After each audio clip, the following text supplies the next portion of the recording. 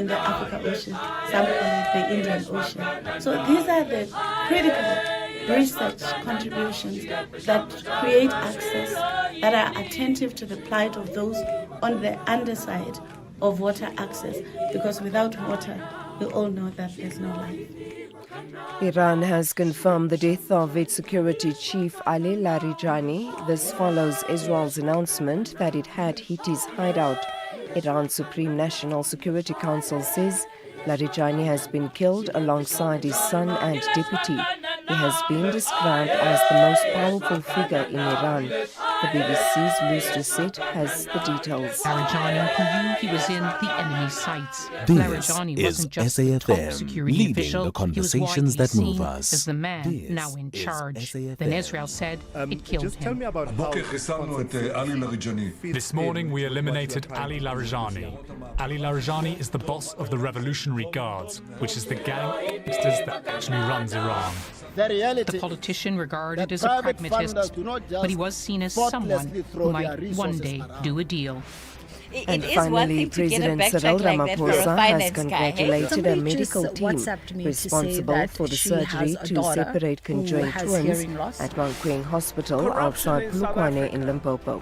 The twins were born in January. They were joined at First the things first, abdomen and chest. let's get to my daily That's My Point feature. So, did you see Cristiano Ronaldo cry yesterday? Ramaphosa praised the team in a phone call.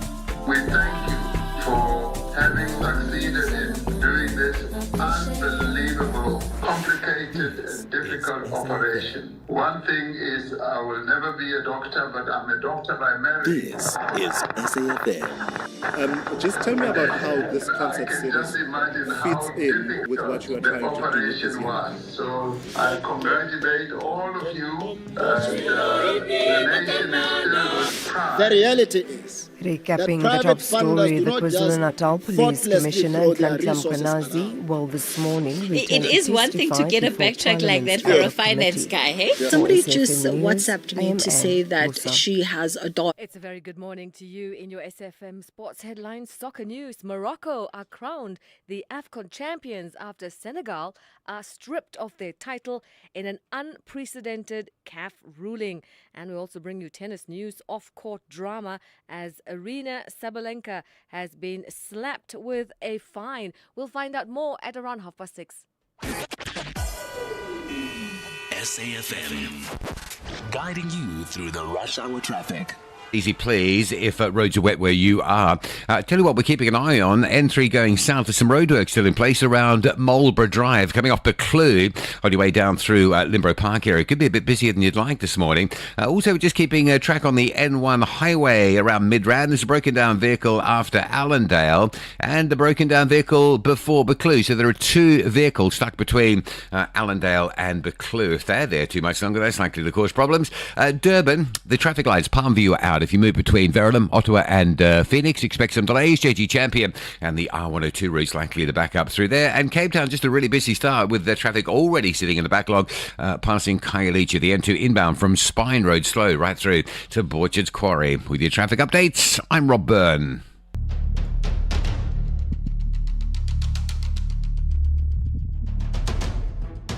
The Morning Brief with Thulasizwe Simelane. Weekdays, Monday to Friday, 6 to 9 a.m. The Morning Brief with Thulasizwe Simelane. Weekdays, Monday to Friday, 6 to 9 a.m.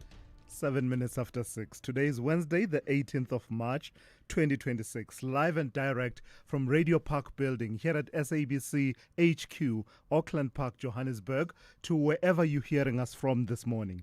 In every city, in every town, every dorpy, township, kasi, village and hamlet. From the hinterland to the heartland, from the highways to the byways. Good morning to you and welcome to the Wednesday edition of the Morning Brief on SAFM 104 to 107. Coming up, some of the stories that we will cover for you. Very rarely will you hear the National Police Commissioner, Fanny Masemula, and the Provincial Commissioner of the SAPS in KZN, Nhlanhla Mkhwanazi, out of sync in terms of what they say about the events that have transpired in the last while, certainly around the issues of the cartels that have sort of infiltrated the SAPS, the political interference and the likes.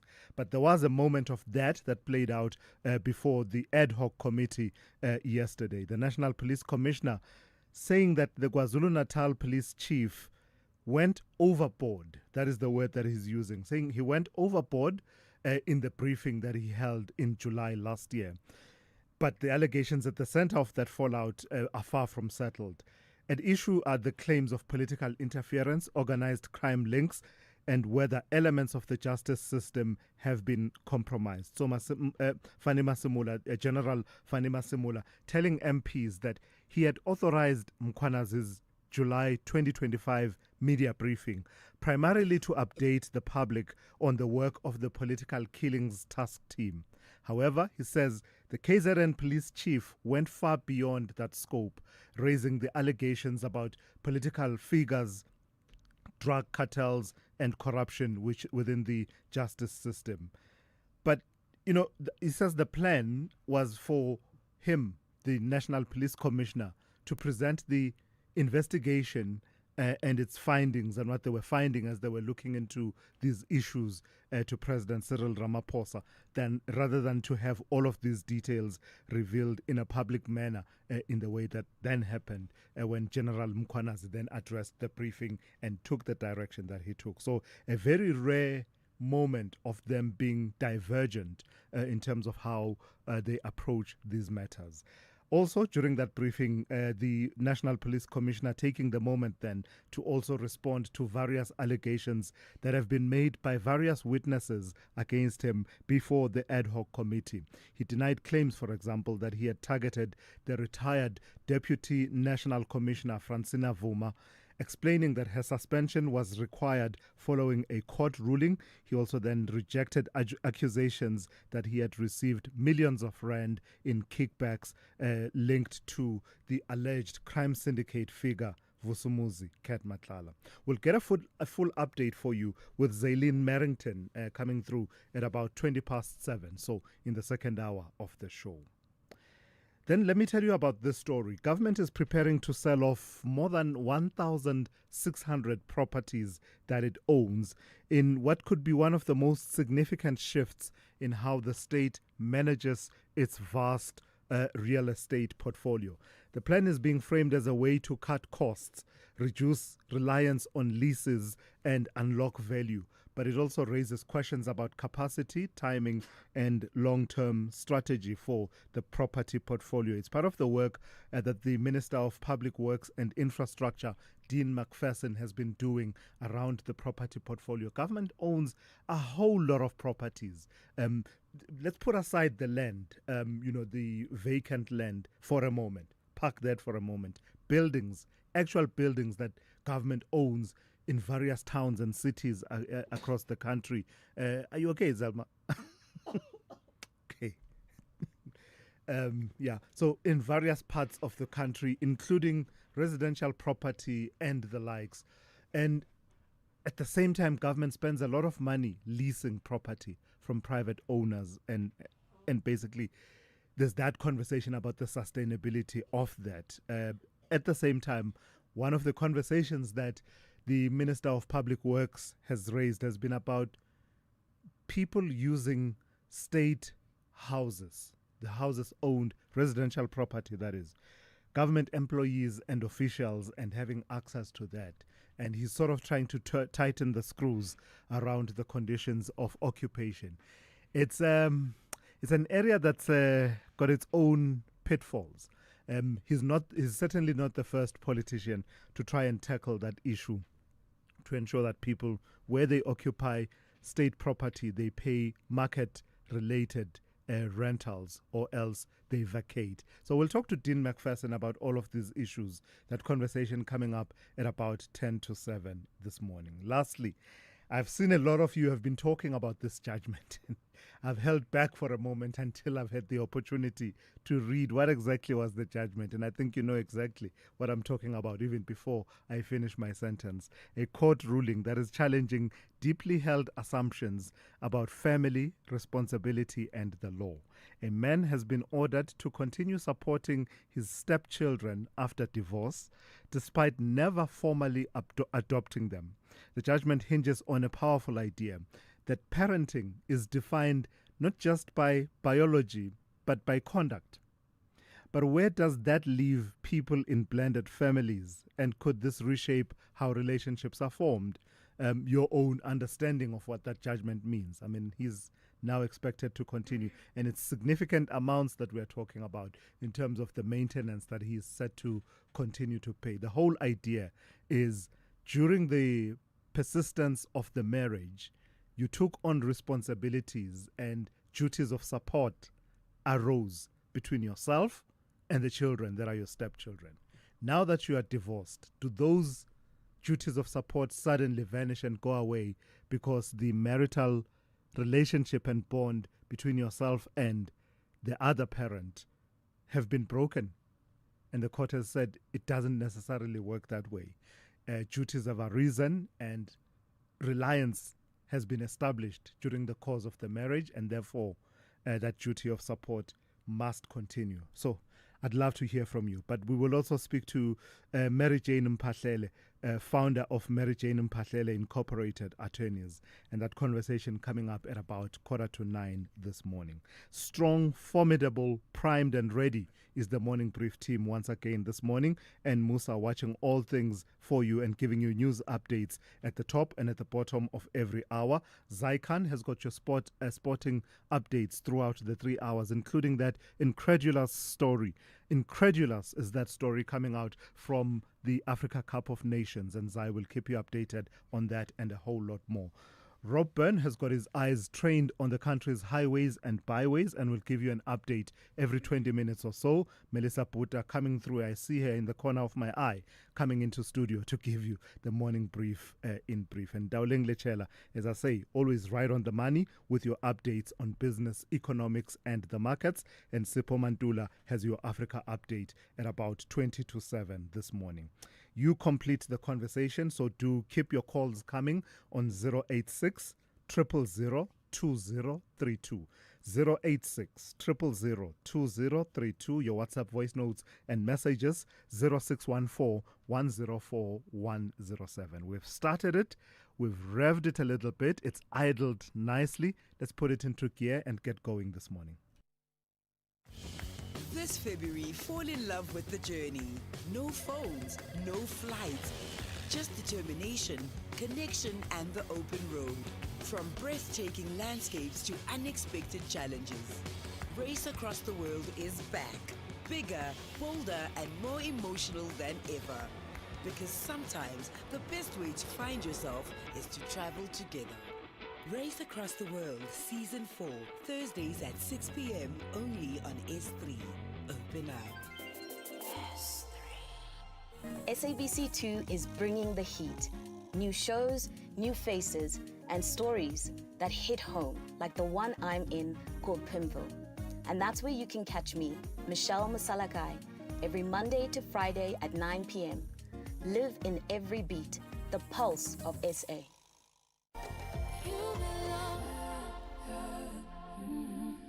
Big stories of the day. Hashtag the morning brief. Good morning to you, Melissa. Let's start with some sad news coming out of Limpopo. Yesterday we spoke to MEC Paskopo Makamu and he was giving an update on the flooding. Now we have at least one person who's been confirmed to have died in that flooding. Yes, indeed. Good morning, Thulasizwe. So rescue teams in Limpopo recovered the body of a 34-year-old man from a river near Musina yesterday during ongoing flood rescue operations. The area has been heavily affected by persistent rainfall, which has caused flooded roads roads, damaged bridges, and isolated communities. Emergency services and divers worked in difficult conditions to retrieve the body. According to Vembe rescue team leader Ndivuo Nekumbe, the man had no visible injuries when he was recovered and was handed over to police and forensic teams, and an investigation is currently underway. Meanwhile, emergency services remain on high alert as heavy rains continue and rescue teams assisting communities cut off by rising rivers. Some residents have also raised concerns about the effectiveness of early warning systems during this recent flooding. And the Road Accident Fund under the spotlight and the Standing Committee on Public Accounts, they're like a dog with a bone on these issues around the RAF. And now they want accountability for the RAF challenging the approach of the Auditor General. Yes, indeed. So the Standing Committee on Public Accounts, also known as SCOPA, wants the Road Accident Fund board members who approved a court case against the Auditor General of South Africa to personally repay the 11 million rand spent on legal fees, calling the litigation fruitless and wasteful. The inquiry found that RAF changed its accounting policy from generally recognized accounting practice to international public sector accounting standards, which reduced reported liabilities by more than 300 billion rand and allegedly made the fund appear financially healthier to secure loans. Scopa's draft report places suspended CEO Collins Litswalo at the center of the decision and says the accounting change amounted to artificial manipulation of financial results. I was doing some candidate attorney stuff a couple of weeks ago when the RAF was when Scopa was at the RAF, and just everyone on their toes, that day everything was moving swiftly. Not to speak ill of them, they're usually helpful when I go there, but on that day in particular, it wasn't the best. No, when Scopa was there, I was treated like a VIP. Oh, look at you. You walk in and everything worked. Because the tensions are high. You have to act right. That's what happens when you're under the spotlight. Of course. Yeah, the story is troubling though. The last one that you are highlighting, Melissa, out of the Department of Basic Education. What is chaffing? So the Department of Basic Education has warned about a dangerous trend called chaffing, where pupils inhale chemical powder from fire extinguishers after video surfaced showing the practice in parts of Johannesburg and other parts of Gauteng. Basic Education Minister Siviwe Gwagube said the behavior poses serious and potentially fatal health risks, including brain damage, respiratory failure, pneumonia, seizures, and even death. Schools have been urged to tighten safety protocols, conduct inspections, and strengthen lessons on substance abuse and peer pressure, while parents are encouraged to monitor children and discuss the dangers of harmful social media trends. This is quite an alarming one, I must say, and it's been in the media quite a lot, so hopefully schools do intervene. Yeah, and part of what we're doing is raising awareness of it of right course. now, that people must know that there is this trend. Keep a lookout and ensure that you guide your children appropriately around this matter. Melissa, thank you. Melissa Puta with the Morning Brief in brief. Thulasizwe Simelane on SAFM. On the weather front, there are two warnings that the Weather Service wants you to be aware of. One is a yellow level 2 warning, and that is in place over the central and western parts of the Free State and the Northwest, Eastern and Southeastern Northern Cape, extreme western parts of the Eastern Cape, and the northeastern parts of the Western Cape. That yellow level 2 warning is for severe thunderstorms resulting in localized flooding of susceptible roads, low-lying areas and bridges, large amounts of small hail, and localized damage to infrastructure due to damaging winds. Then there's a yellow level 1 warning. That yellow level 1 warning is in place over the western and southern KwaZulu-Natal. It is for severe thunderstorms resulting in localized flooding of susceptible roads, low-lying areas and bridges, large amounts of small hail, and localized damage to infrastructure. Then there are two advisories. There's a heat wave. Okay, I don't know what just happened. Let me just find my bearings again. Okay. There are two advisories. One is a heat wave with persistently high temperatures that is expected in places over most. Okay. Something is happening with my computer here. Let me just take a moment and recalibrate. A heat wave with persistently high temperatures is expected in places over most parts of the Eastern Cape. The second advisory, hot and humid weather, will result in extremely uncomfortable conditions along the wild coast of the Eastern Cape. The rest of your weather, let me just give you your temperatures. Pretoria will be 16 to 28. Johannesburg will be 15 to 28. 25 rather. Vereeniging 15 to 24, Mbombela 18 to 28, Polokwane 16 to 26, Mahikeng 16 to 27, Vryburg 17 to 28, Bloemfontein 17 to 28, Kimberley 17 to 28, Uppington 19 to 33, Cape Town 16 to 27, George 19 to 25, Gqeberha 21 to 26, Gumpo City, East London 21 to 28. Durban, 22 to 30. Richards Bay, 22 to 33. And lastly, Pietermaritzburg, 17 to 32. Worldview Update, bringing you closer to international or global news. 24 minutes after 6, Switzerland is heading towards a high-stakes referendum that cuts to the heart of a question many countries are quietly grappling with. How much migration is too much, and at what cost to economic stability? On June 14 this year, voters will decide whether to cap the country's population at 10 million by 2050, a proposal driven by the right-wing Swiss People's Party and framed as a response to housing pressure and infrastructure strain. But the Swiss government is pushing back hard, warning that the plan could trigger the collapse of its freedom of movement agreement with the European Union, a cornerstone of its economic model. So let's give you that story then. Let's speak to our guest Mr. Itumeleng Makgetla, who joins us now for that conversation. Good morning to you, and thank you for your time. Is this, in a way, Switzerland's Brexit moment, where it needs to take a decision that fundamentally changes how it relates with the rest of Europe? Good morning, Mr. Simelane, and good morning to your listeners as well.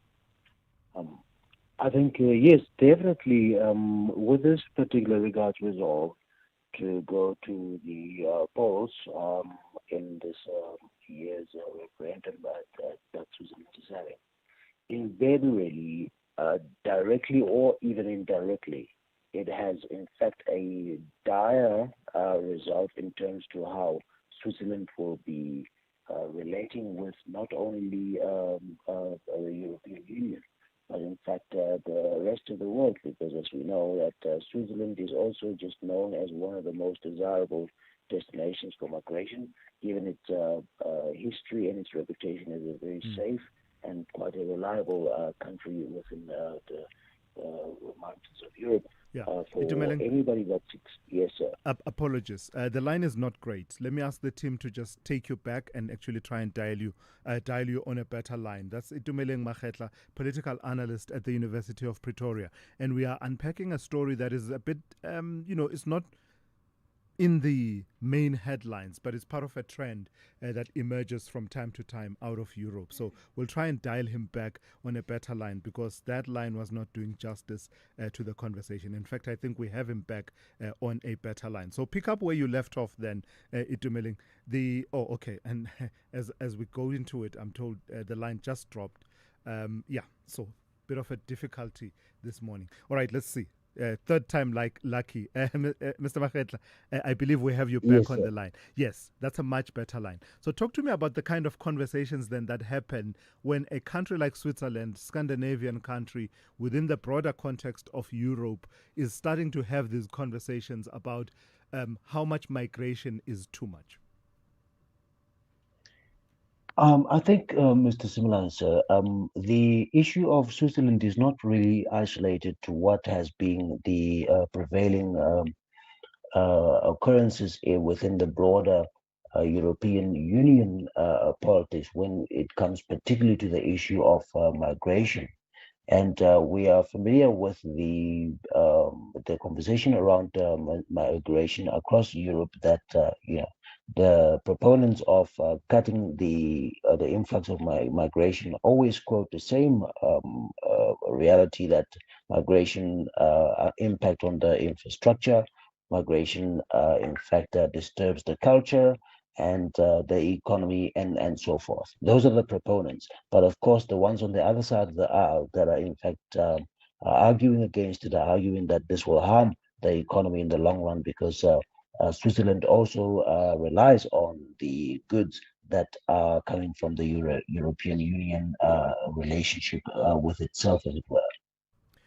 What has led to this point of this debate? Is it the rise of right of center politics in various parts of Europe?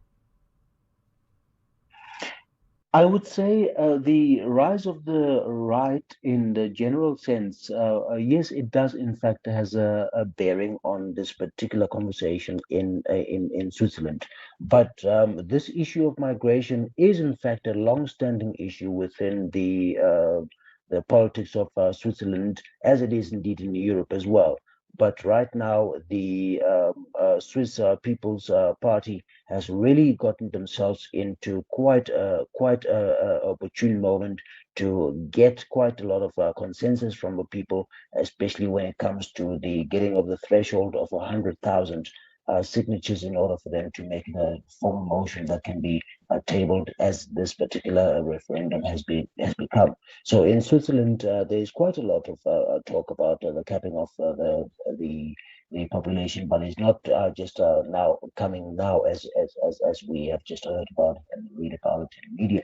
But in fact, it's been a long-standing sort of thing because we know that Switzerland has not been a party to any sort of collaboration with general European politics, as they in fact have historically been known as people that prefer in fact neutrality. So it is hardly surprising that the internal population of Switzerland is choosing for this particular critical legal step.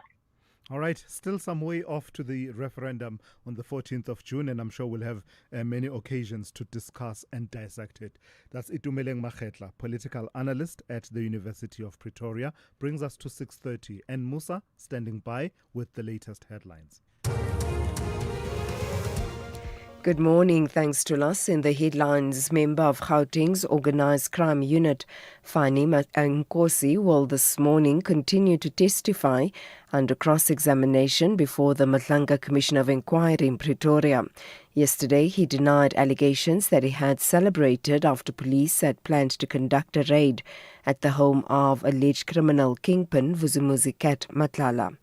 The KwaZulu-Natal Police Commissioner Nhlanhla Mkhwanazi will this morning return to testify before Parliament's ad hoc committee.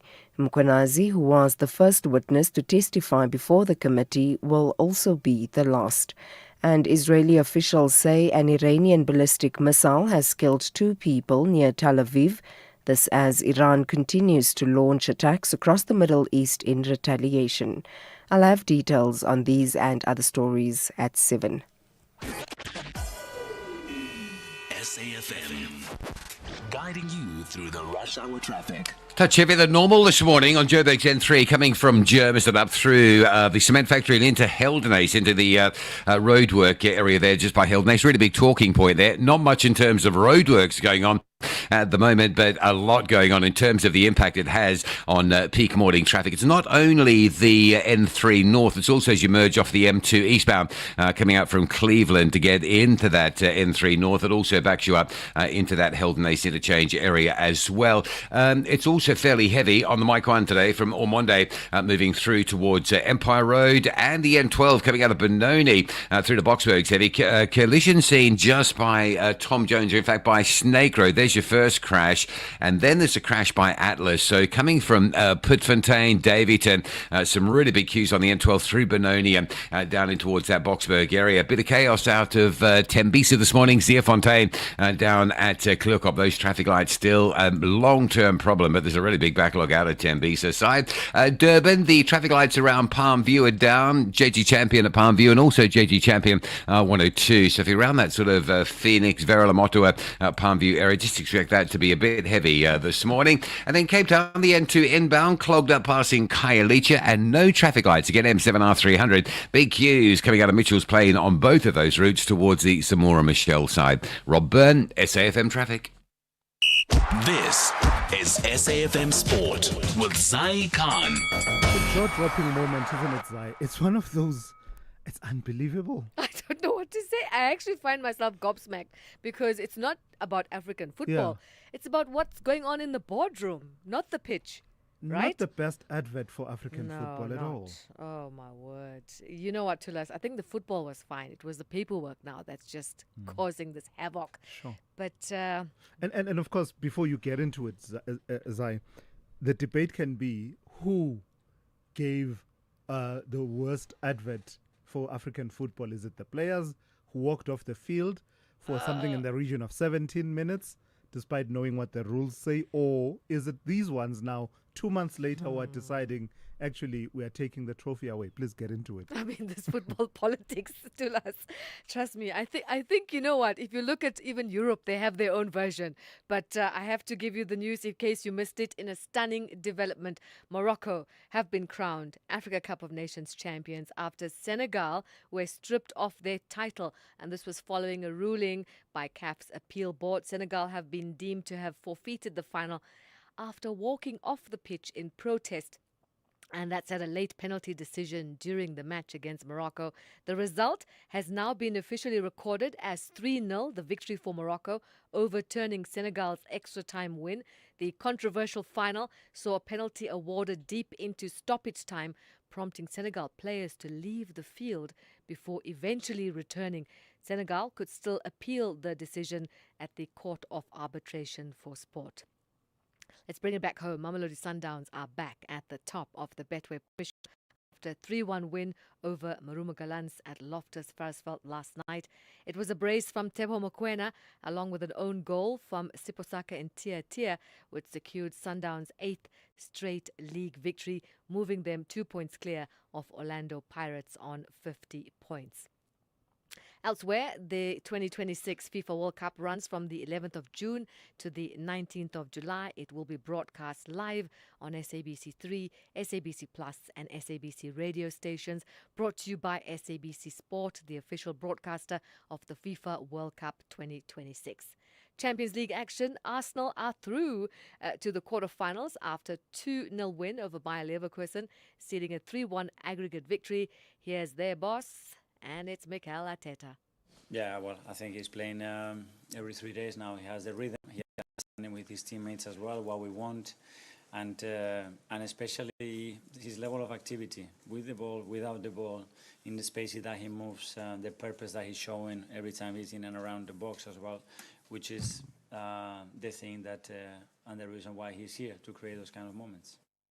Real Madrid are progressing. They beat Manchester City 2-1 at the Etihad to complete a 5-1 aggregate win, ending City's campaign. Chelsea are also out after a heavy 3-0 home defeat to Paris Saint-Germain. I'm sorry. Yeah, okay. Just when you thought it couldn't get any worse, it does. No, but the funny thing is I actually expected this result, so I'm not hung up, I'm not heartbroken. I had enough time. I had enough time to get used to it. Why do I feel, that moment, it mimics a moment that we have with Zelma when her team loses. Okay. 8-2 on aggregate, just to remind you. Meanwhile, Sporting Lisbon advanced after a 5-0 extra time win over Bodo Glimt, completing that dramatic comeback. And finally, at tennis, Aryna Sabalenka, who captured the Indian Wells title, beating Elena Rybakina in 3 sets to secure her first crown in California. However, the victory comes with a heavy cost. The Belarusian is set to lose around 7.7 million rand in tax, with US regulation taking a 37% cut of her prize money. That's your sport. We'll be back with more Serving It Up, top of the hour. I'm Zai Khan. The Business Update on SAFM. Let's get the first update from Dowling. Dowling, good morning to you. Let's start in Japan. Tell me about export growth slowing in the month of February. Morning, Thulas. Now, the country reported export growth of 4.2% last month from growth of almost 17% in January. The slowdown was driven by weaker demand from key trading partners, with exports to China falling close to 11% and shipments to the US down 8%, including a 14.8% drop in auto exports. Despite this, strength in other regions helped offset the decline, with exports to Hong Kong jumping 32%, while shipments to Southeast Asia rose just over 5%, making the region Japan's second largest export destination for the month. Exports to Western Europe also climbed about 17%, supported by strong demand from Germany and the UK. Growth was underpinned by a 25% surge in chip exports. The data, of course, comes ahead of a Bank of Japan policy meeting and talks between Prime Minister Sanai Takaichi and US President Donald Trump. So the way you framed this talking point when Dowling, I'm unable to predict which measure, which matrix you're talking about. Inflation expectations among local households. Which one is that one now? So this is a broad inflation expectation print that's conducted by the Bureau for Economic Research. Yes, yes. So the survey that assesses expectations across different parts of the economy, from households to businesses to trade unions, is what the SARB also uses when looking at where expectations are when it comes to inflation, especially after we reduced that target to 3%. Now, what we are seeing within that print is a growing disconnect between consumers and market participants, with household inflation expectations edging up to 5.4% in the first quarter, just signaling persistent concern over rising living costs. In contrast, forecasts from analysts, businesses, and trade unions eased to 3.6%, pointing to confidence that inflation will remain contained.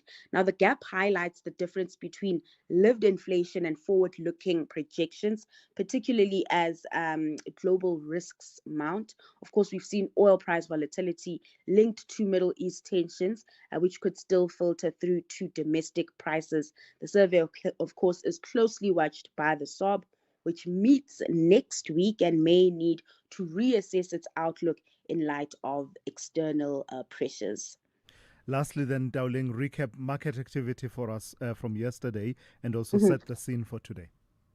Surprisingly, another day of green screens, with U.S. stocks closing higher, led by the tech-heavy NASDAQ gaining close to 0.5%.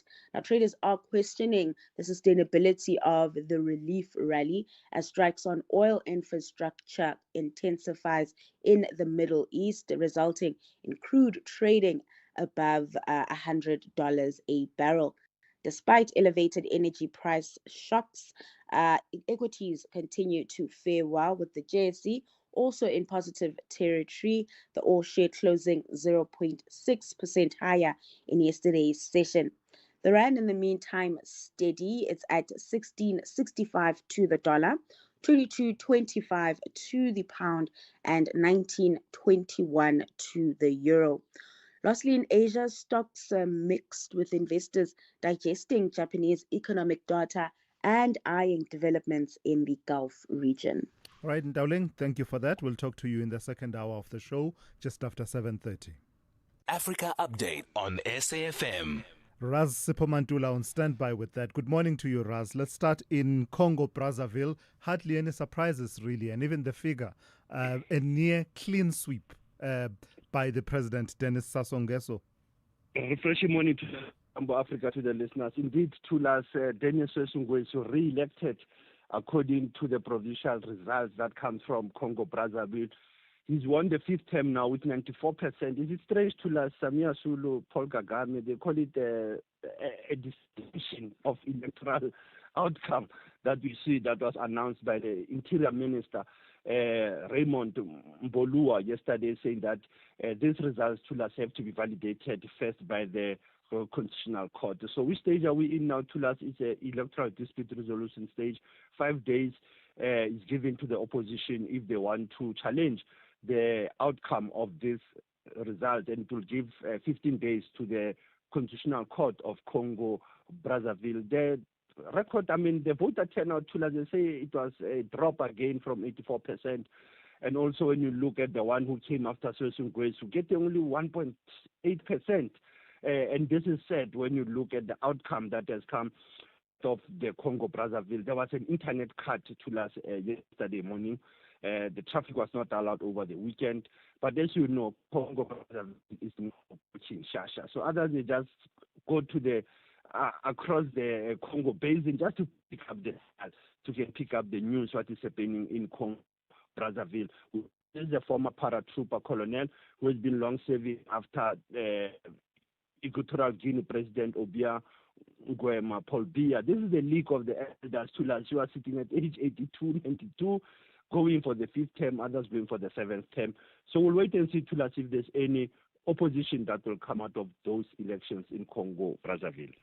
Extraordinarily, Sipho, it seems as if we may finally get justice for what many have termed the original sin in the other Congo, the Congo across the Congo River, the DRC, the 1961 killing of Patrice Lumumba. Absolutely, Tulas. The family, they said 2011, no one believed when they first brought this case to us to investigate those who were involved in the colonial crimes of the assassination of the founding president of the DRC Congo, Kinshasa, Patrice Emery Lumumba. Etienne Devin-Gon, Tulas, one time an European commissioner, is one of the person who was, there's a rumor that he's still the only one of the 10 Belgians who are accused for complicity in the assassination of Patrice Lumumba, that he's still alive.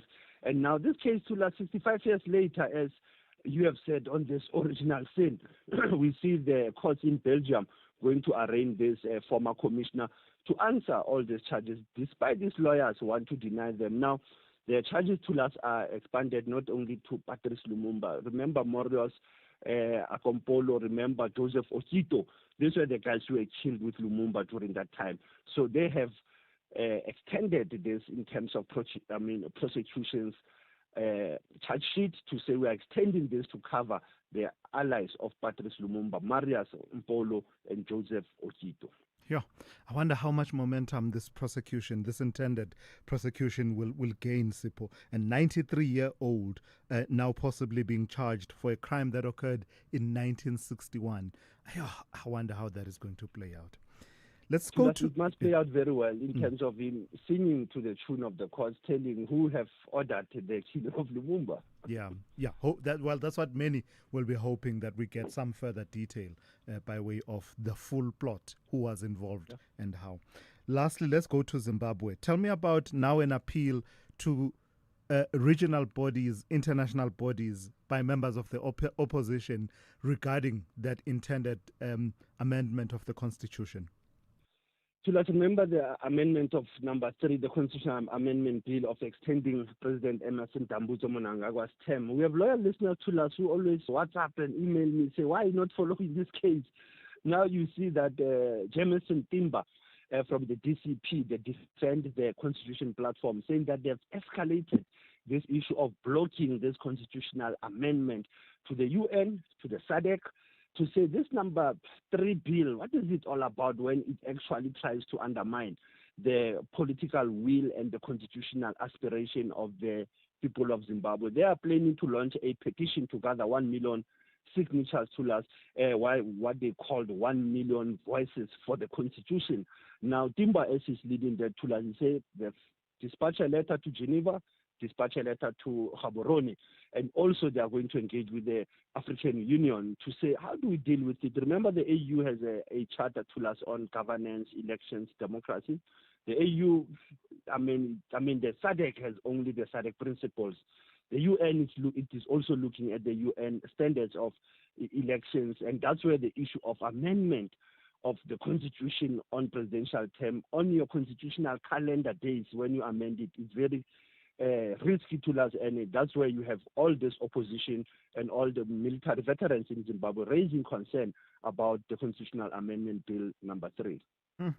Let's see how it unfolds, Sipho. Lastly, your historical archive, 2 chapters, the 18th of March 1977 and the other one 18 March 1994. What happened in both instances? To us, both instances, the first one, we are still in Congo, Brazzaville. 49 years ago, one of the military presidents of that country was assassinated, Marien Ngwabi. Marien Ngwabi, when he was assassinated, 2 years later, that's where Daniel Sassou Nguesso emerges to us. But why this guy was assassinated, this general, a paratrooper, they say he was unwilling to collude with the French on the issue of the oil-rich Cabinda region that was in Angola. They urged that Ngwabi to annex that region. So the issue of border demarcation, you see, it's all about natural resources, and you pay a serious price of being assassinated as a head of state. So Marien Ngwabi was assassinated on this day. We are on commissions to us. We are not shocked to still finding the names like Witness G, Witness Q. The Goldstone Commission came out 32 years ago on the third force. You recall that report, those generals who were involved, your Bassi Smith, the General John DeRoe, Crosby, Engelbert, Brecht, those are the guys who were involved in the third force. They denied that report when it came out from Judge Goldstone, that the third force that was linked to the killings in KwaZulu-Natal, the vigilantism, political murders, the smuggling of weapons, that happened. They denied those allegations when Judge Goldstone came up with that report, and they were angry how it was handled by the then President de Klerk when he has to now hand over that report to say suspicion is there that the police have been always, you can say, to us being involved in political assassinations, fueling conflicts in South Africa. So you can't say that 2 years later we still have come out of that. We need a serious healing and cleansing, a rehab into our criminal justice system as a whole, and it seems that the problems come from the law enforcement agencies to us. So what is their gain? What is their loss also involved? SFM observing the anti-racism week. Sipho, thank you for that. That's Sipho Mantula with your Africa update. SABC2 is bringing the heat. New shows, new faces, and stories that hit home, like the one I'm in called Pimville. And that's where you can catch me, Michelle Masalakai, every Monday to Friday at 9 p.m. Live in every beat, the pulse of SA.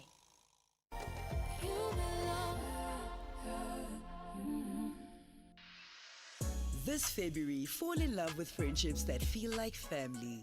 Old bonds, new beginnings, and chapters that remind us why love, in all its forms, matters. The story comes full circle in The Best Man, the final chapters, where love, loyalty, and life collide one last time. Because some stories stay with you long after the final scene. The Best Man, the final chapters, weeknights 7 p.m. only on S3. Open up. SAFM, guiding you through the rush hour traffic. Heavy traffic between Daveyton and Boksburg this morning along the N12 corridor. There are 2 crash scenes, one at Tom Jones, or Snake Road Tom Jones, and the other just before Atlas Road. That's a really big backlog of traffic across all of those lanes, back beyond Pitfontein and getting back towards Kingsway at Daveyton. N17 at Osborne Road, some roadworks there again causing delays through Boksburg on your way towards the Wadeville and direction Joburg area. Up in Pretoria, still with some roadwork disruption, N4 Bakwena Highway as you come through Durham Plaza, linking on to the N1 South. So what you went through yesterday, similar-ish short of queues there. And flooding, of course, overnight rain in Gauteng means flooding, closures around John Foster Raby and N Street at Henops River. So you'll be doing a little bit of a loop around that area again with those closures that are regular these days in wet weather conditions. Heavy traffic in Durban's Palmview area between Verulam and Phoenix, or coming out of Palmview, JG Champion at the R102 and JG Champion at Palmview, both both of those lights are down. So the R102, JG Champion, they're both quite badly affected and impacted this morning. With that, Cape Town staying pretty heavy coming out of Mitchell's Plain. We think it's traffic lights that are off M7 at R300. Both of those routes very heavy getting out of Mitchell's Plain towards the Samora Machel and Philippi side of town. And overnight, inland a bit, you're going to have to sit tight on this one. Beaufort West through to Oudtshoorn, the N12, Meyeringsport Pass, flooding overnight last night with some rain. It's left a lot of debris in terms of rocks and sort of just river debris all across Meyeringsport. So it's currently closed. Not much in terms of local alternative routes. So if you need to go Oudtshoorn, Beaufort West today along that N12, leave it as late as you possibly can and check before you travel. With your traffic updates, I'm Rob Byrne. This February, love the truth, no matter how unsettling it is. They were called accidents, a slip, a fall, a tragic mistake. But what if they weren't? Fatal fall, murder or accident, investigate suspicious deaths. From balconies, staircases and cliffs. Where one question refuses to go away. Did someone push them? Through forensic science and haunting testimony, the truth is uncovered. Fatal fall, murder or accident. Tuesdays 6 p.m. only on S3. Open up. S3. Oh, I'm so tired. There's nothing on the TV. Fanas, girls, let's take a break. We are going to A1 Lake.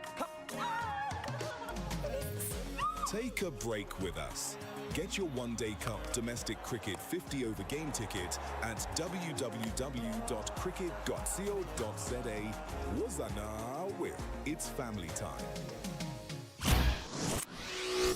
Thulasizwe Simelane on SAFM. 6 minutes to 7. In a country where the state owns vast tracts of land and thousands of buildings, yet still spends billions of rand renting office space, the question of how government manages its assets has become impossible to ignore. The Public Works Minister, Dean McPherson, now says the state will dispose of more than 1,600 properties, part of a broader attempt to rein in what he describes as an unsustainable leasing bill. The move is being positioned not just as cost-cutting, but as a catalyst for urban renewal, particularly in inner cities hollowed out by neglect and hijacked buildings. Let's hear from the Minister himself. Dean McPherson joins me now to talk about that. Good morning to you, Minister, and thank you for your time. Usually when we talk government property, we're thinking in the context of vacant land. Hardly do we ever really try to compute what that looks like in terms of land that has structures on it, buildings that are owned by the state. Do we have a clear idea of what the state owns in its property portfolio? Thanks to Thulasizwe for having me. Good morning to you and your listeners. Absolutely, we do. We own around 88,000 buildings, and that is dispersed between large tower blocks in areas like Tshwane to police stations in your local community. And it's very clear that that there's a massive contradiction that we own all of these buildings and yet we continue to lease buildings. And many of them lie vacant. So both of those things can't be true at the same time. And that's why yesterday I visited a building that we are doing in the city of Johannesburg. It's the first new high-rise in more than 2 decades, where we are going to be transferring the Johannesburg Deeds Office into its very own standalone building next to the High Court to ensure ease of doing business and access. And there we're going to save millions of rands over the medium term, which we will have invested in our own building. And that's the kind of strategic thinking that we are taking. And as you said in your intro, that also means that we're going to have to dispose of some of those properties, some that we don't need or aren't core to our mission. And I've said very clearly that we don't need to own everything and we don't need to sell everything. We've got to find a balance in between that allows us to be a catalyst for growth and jobs in this country. As things stand, how much do we spend on leasing? We spend 6 billion rand a year every year on leases to Thulasizwe. Now, even if we were able to cut that in half, that is 3 billion rand that we could invest in our own assets and save money there. We're also spending nearly 500 million rand a year every year on securing properties that remain vacant, idle, or not being used. So clearly, it's actually an economic question that is before us about what is in the best interests of public money. How can we use that public money to generate growth and jobs? And if you ask me, and the decision that I've taken, I'd far rather be spending that money on new construction, on putting people into jobs in that construction, and saving money on leases and security over the medium to long term. So you're talking about a balanced approach where you don't own everything, but at the same time you don't sell everything. What will be the main pillar? Will government now, in the main, be owning the buildings that that departments occupy, or will it be still the model of leasing but getting rid of those properties that are not adding value? Our first priority is to ensure that we bring government apartments back into state accommodation. That means that we're going to have to dispose of excess property that isn't core to that business. That's why we are now moving forward with the enactment of the South African Property Company that's actually going to become the investment vehicle for private sector to invest in our properties, to do that in a triple P public-private partnership with us. So because we just don't have the money to regenerate those buildings. But at the same time, Thulasizwe there will always be a need to lease. But that's not going to be the first option. The first option is going to be in our own buildings, to be saving money and to have government apartments consolidated together. It's a tall order, isn't it, Minister, in terms of refurbishing and restoring some of these buildings to a level of suitable, occupation, suitability for occupation. Just thinking about some of those abandoned and neglected buildings. There's one in the city in Pretoria, and it struck me because I was in Pretoria yesterday. The GPG building, which is at the corner of Pretoria and Bosman, the vandalism that has happened there. You really are facing a tall order. Where will the funding come from for you to be able to undertake all of those refurbishments? Well, that funding is going to come solely from the private sector. And let me say that the private sector is very enthusiastic about this. They're very enthusiastic about coming in to manage and renovate these buildings. But we're going to retain the ownership of them. And that's the key thing here, is that we're going to be putting out developmental leases that people will be able to develop and run those properties, and that we will negotiate specific rates with them that are advantageous for government. And whatever is excess, they will be able to then also crowd in private sector tenants. So we think that the model is very, very innovative, and it allows us then to achieve sustainable costs within our own department, but most importantly, actually start consolidating government departments. We have government departments that are spread all over the country, all over Gauteng, when we should have them in a central place in Tshwane, as an example. That is not the case. So it is obviously a medium to long-term project that we have begun. We have done a lot of work. We've started presenting it to stakeholders. They're very excited about it. And I think that what we saw in Johannesburg yesterday, which I would encourage your readers to look at, is the proof that it can be done. It just needs that will to do so. Lastly, Minister, and very briefly, the other element you are dealing with is occupancy of government residential property and what people are or are not paying by way of market-related rentals. I suggest to you, you won't be the first political leader to tackle that. What will make you succeed where others have failed? Well, the difference is that I've already started to evict people that do not qualify for residential accommodation. We have started with our court case against 3 former MK members of Parliament. We've started an eviction process with a Western Cape High Court judge that does not qualify for that, and we will continue to do so. I've directed the department to begin an audit of all residential property that we own, and we must understand who is living in there and do they qualify. And if they don't, they're going to be evicted, and we'll obtain costs against them, because we have a very strict policy in who does and doesn't qualify. So we aren't just saying what we're doing, we're actually doing what we say we're going to do. All right, let's leave it there for this morning. Thank you for your time. Dean McPherson is Minister of Public Works and Infrastructure. And Musa with the latest news. Outsurance is in the business of saving you money on your car insurance premium. If they can't, ask for 500 Rand. SMS out to 30754. That's out to 30754.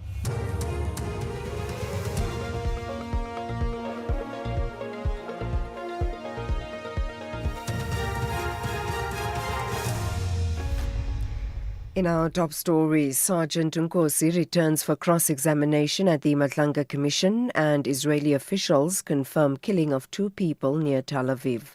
Good morning. Sergeant Fani Nkosi, a Gauteng Organised Crime Unit officer, will this morning continue to testify under cross-examination before the Matlanga Commission of Inquiry in Pretoria. Yesterday, he denied allegations that he had celebrated after police had planned to conduct a raid at the home of alleged criminal kingpin Vuzumuzi Cat Matlala. Evidence before the commission has shown that Nkosi had sent a message to taxi boss Joe Sibanyoni a day before Matlala's home was raided in December of 2024 to inform him of the police plan. Sibahle Mota reports.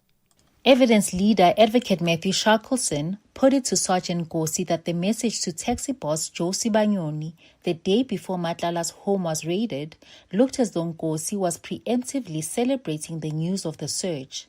Advocate Shackleson also revealed that Sergeant Nkosi forwarded a message to Sibanyoni on the day of the raid informing him that the Special Task Force had arrived at Matlala's house.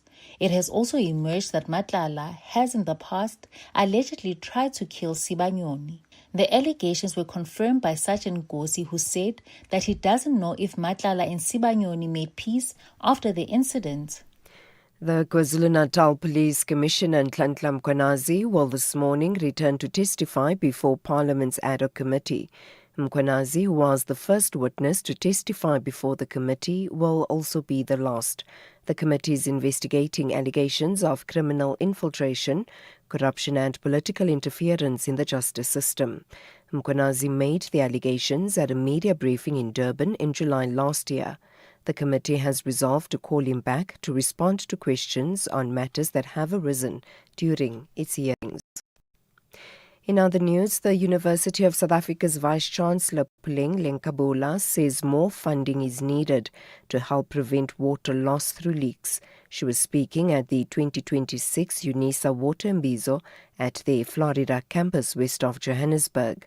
The Water and Sanitation Deputy Minister, David Mahlobo, told the Imbizo that South Africa was confronted with serious water challenges.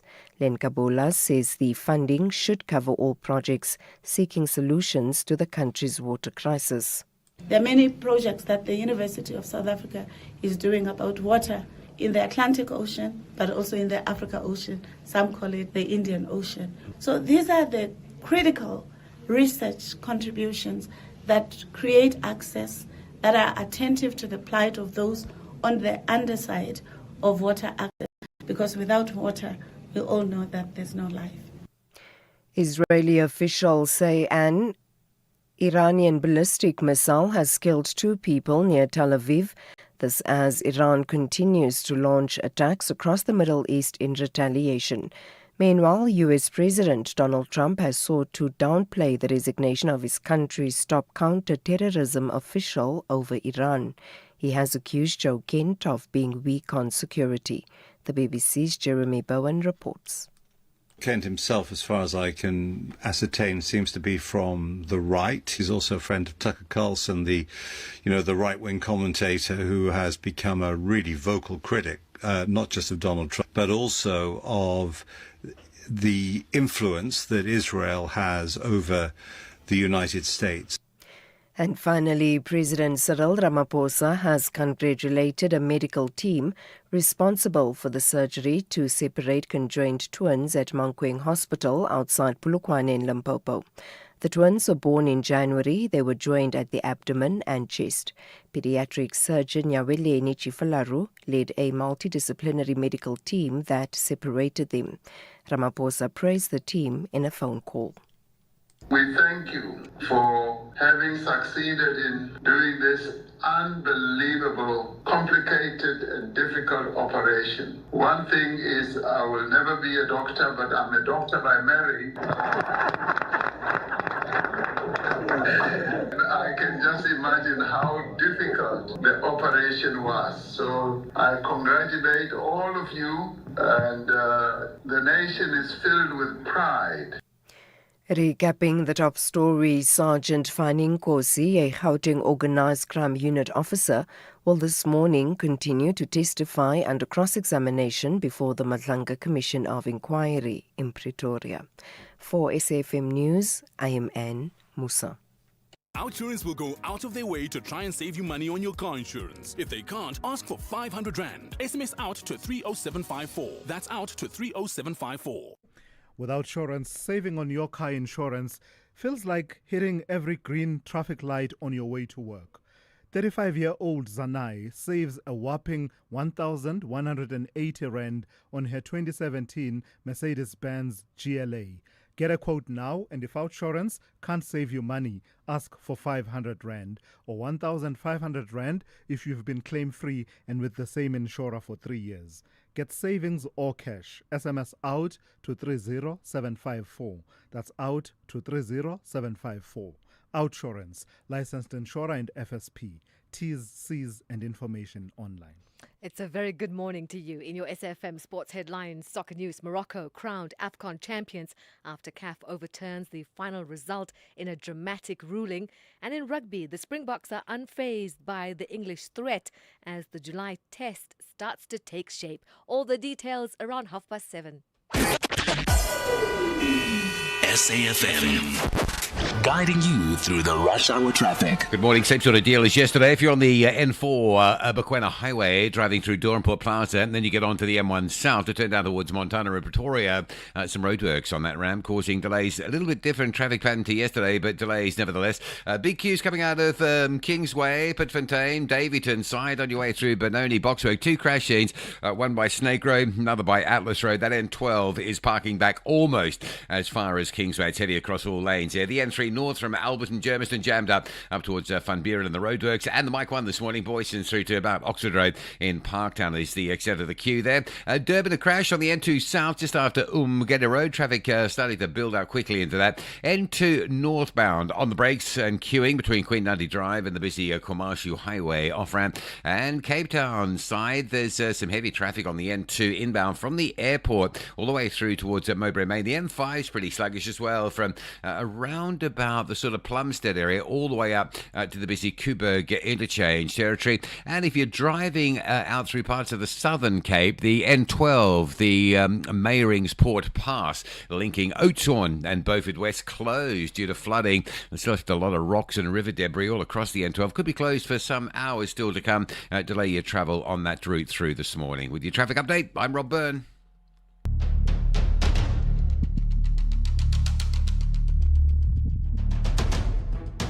The Morning Brief with Thulasizwe Simelane. Weekdays, Monday to Friday, 6 to 9 a.m. The Morning Brief with Thulasizwe Simelane. Weekdays, Monday to Friday, 6 to 9 a.m. 10 minutes after 7. Welcome to it, the second hour of the Morning Brief on this Wednesday. It's great to be in your company. I'm Thulasizwe Simelane. Among the stories we will cover for you, we'll start with one that is very close to my heart, a cause that is very close to my heart, voter registration, because I genuinely believe that, you know that saying that says democracy is the worst form of government except for all the ones that have been tried. All the others have been tried. At the end of the day, it all comes back to this is the path we have chosen. And democracy without participation is really significantly weakened, and questions of legitimacy start to arise. And no matter how unhappy you are, register, vote, and vote differently. That's perfectly fine. Vote differently drive the country and take it in a particular direction. And I'm particularly passionate about youth voting and the young people taking the destiny of the country in their hands and changing it the way that the way they see fit in terms of how they vote. So I'm going on about it because the Electoral Commission of South Africa, the IEC, says more than 260,000 new voters have registered since November last year, with young people leading the surge and doing so largely online. And I think that's really a positive development. Let's see if it can be sustained and translate from mere registration to actually showing up on the day. It really doesn't matter who you vote for. Just vote and be the driving force in terms of shaping the country. So Moagesi Letlhako, General Manager for Civic Education and Research at the IEC, will be my guest over the next few minutes, and we'll talk voter registration and availing more avenues for young people who are very busy. They've got their lives to live, to be able to, at the same time, register and be primed and ready to take part in elections in this country. Then immediately after that conversation, I'll speak to Cimelane Merrington, SABC News senior reporter, who will basically update us on the ad hoc committee that sat yesterday and heard from the National Police Commissioner, they call him NASCOM, Fani Masemola, who was responding after several witnesses that came and testified before the ad hoc committee, some of them making allegations against him, and he's sort of rounding off because that committee is now approaching the end of its tenure. Certainly the public hearings element of it is now winding down. So you are starting to see the early witnesses coming back to now respond to what has been said by other witnesses. So yesterday was General Fani Masemola, and today Nhlanhla Mkhwanazi will be coming through. Cimelane Merrington will report on that extensively. Your calls 086 000 2032, 086 000 2032, and your WhatsApp voice notes and messages 0614 104 107. Let's get into it, the second hour of the morning brief. You can become a victim of a legal problem: wrongful arrest, assault, uncontested divorce, rental disputes, maintenance matters, or labor problems. It can happen to you. Clientele Legal provides tough professional lawyers for an affordable monthly premium. Our legal team is standing by to assist you 24 hours a day. Join today. SMS SAFM to 32195. That's SAFM to 32195. Clientele General is an authorized FSP and licensed non-life insurer. T's and C's online. Standard rates apply. This February, love staying informed. As your day winds down and the evening begins, Primetime News moves to a new home. Weekdays at 6 p.m. The stories that matter, the context you trust, the news that connects you to South Africa and the world. Because loving what you watch also means trusting what you hear. Primetime News is weeknights at 8 p.m. only on S3. Open up. S3. Get ready for something exciting. South Africa's biggest celebration of innovation is here. The SA Innovation Week brings together innovation, investment, research, industry, and public sector priorities to shape the future of South Africa. From the 16th to the 20th of March, SAIW presents breakthrough technologies, live demonstrations, and powerful collaborations, including provincial innovation engagements across South Africa. Brought to you by the Technology Innovation Agency, an entity of the Department of Science, Technology and Innovation. Thulasizwe Simelane is streaming live now on Facebook, YouTube and X at SAFM Radio. 16 minutes after 7. There are early signs that the country's next local government elections may be shaped by a demographic that has often been written off as politically disengaged.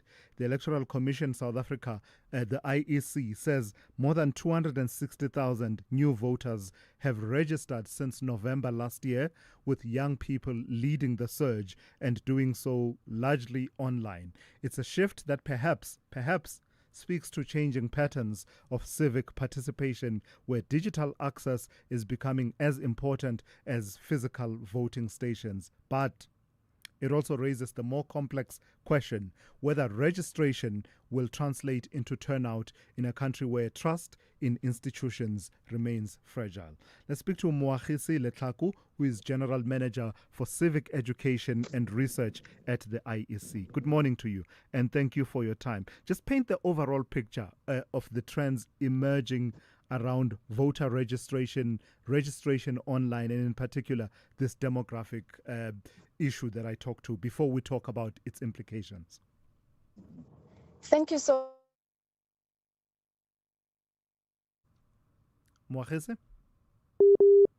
Oh no. Yeah. Definitely the picture. Moagese, I don't know if you... Morning, Thulas. Yes, we've got you now. If you don't mind, if you are able at all, without endangering yourself, could we ask that you stop for a moment, because it sounds like you are on the move. Yes, I've done so. Yeah. I've done so. Thank okay, you so much. we've got a nice connection. So give it a take then. That question I was asking about the trends emerging. Yes.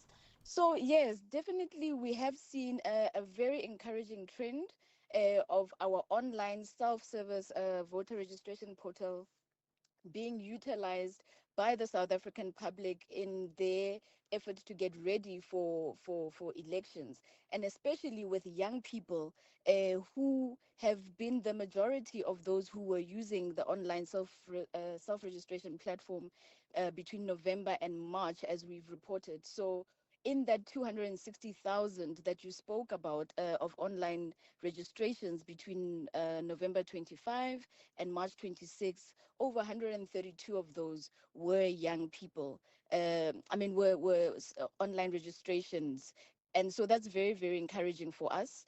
The other great development, you were speaking about innovation as well. The Electoral Commission is really geared towards innovation, and we have actually revamped the online portal for self-registration, and we're getting great reviews from users that it's faster, it's easier. And so we are listening to the public when it comes to ensuring that there are no hurdles when it comes to their readiness for elections. Yeah, in fact, I was about to ask you what has changed that seems to be driving young South Africans to be more engaged with these online platforms. Is there a work that you've done to increase awareness among young people, especially those turning 18 this year or, turned 18 in the last few years?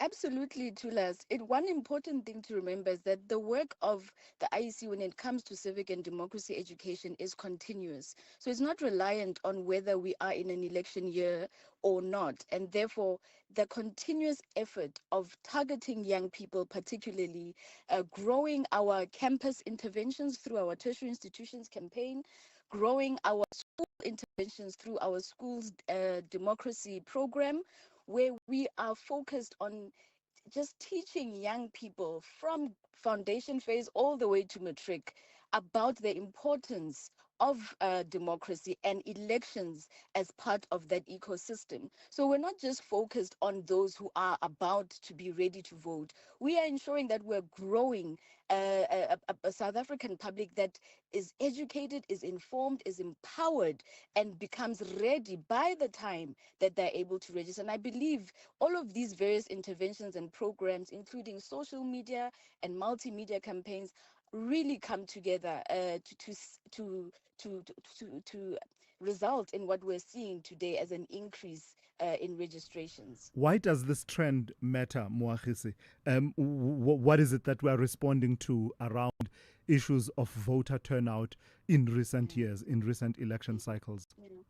Yeah, democracies all over the world have seen this sort of decline in participation. And so South Africa is not, immune to this decline. And it is important for not just the electoral management bodies, but all stakeholders in all sectors to come together and ensure that we do not encourage this decline. Yes, there may be challenges, and our research does tell us that people are saying that they are not seeing the dividend of democracy, and this being, what they're faced with on a daily basis, the bread and butter issues.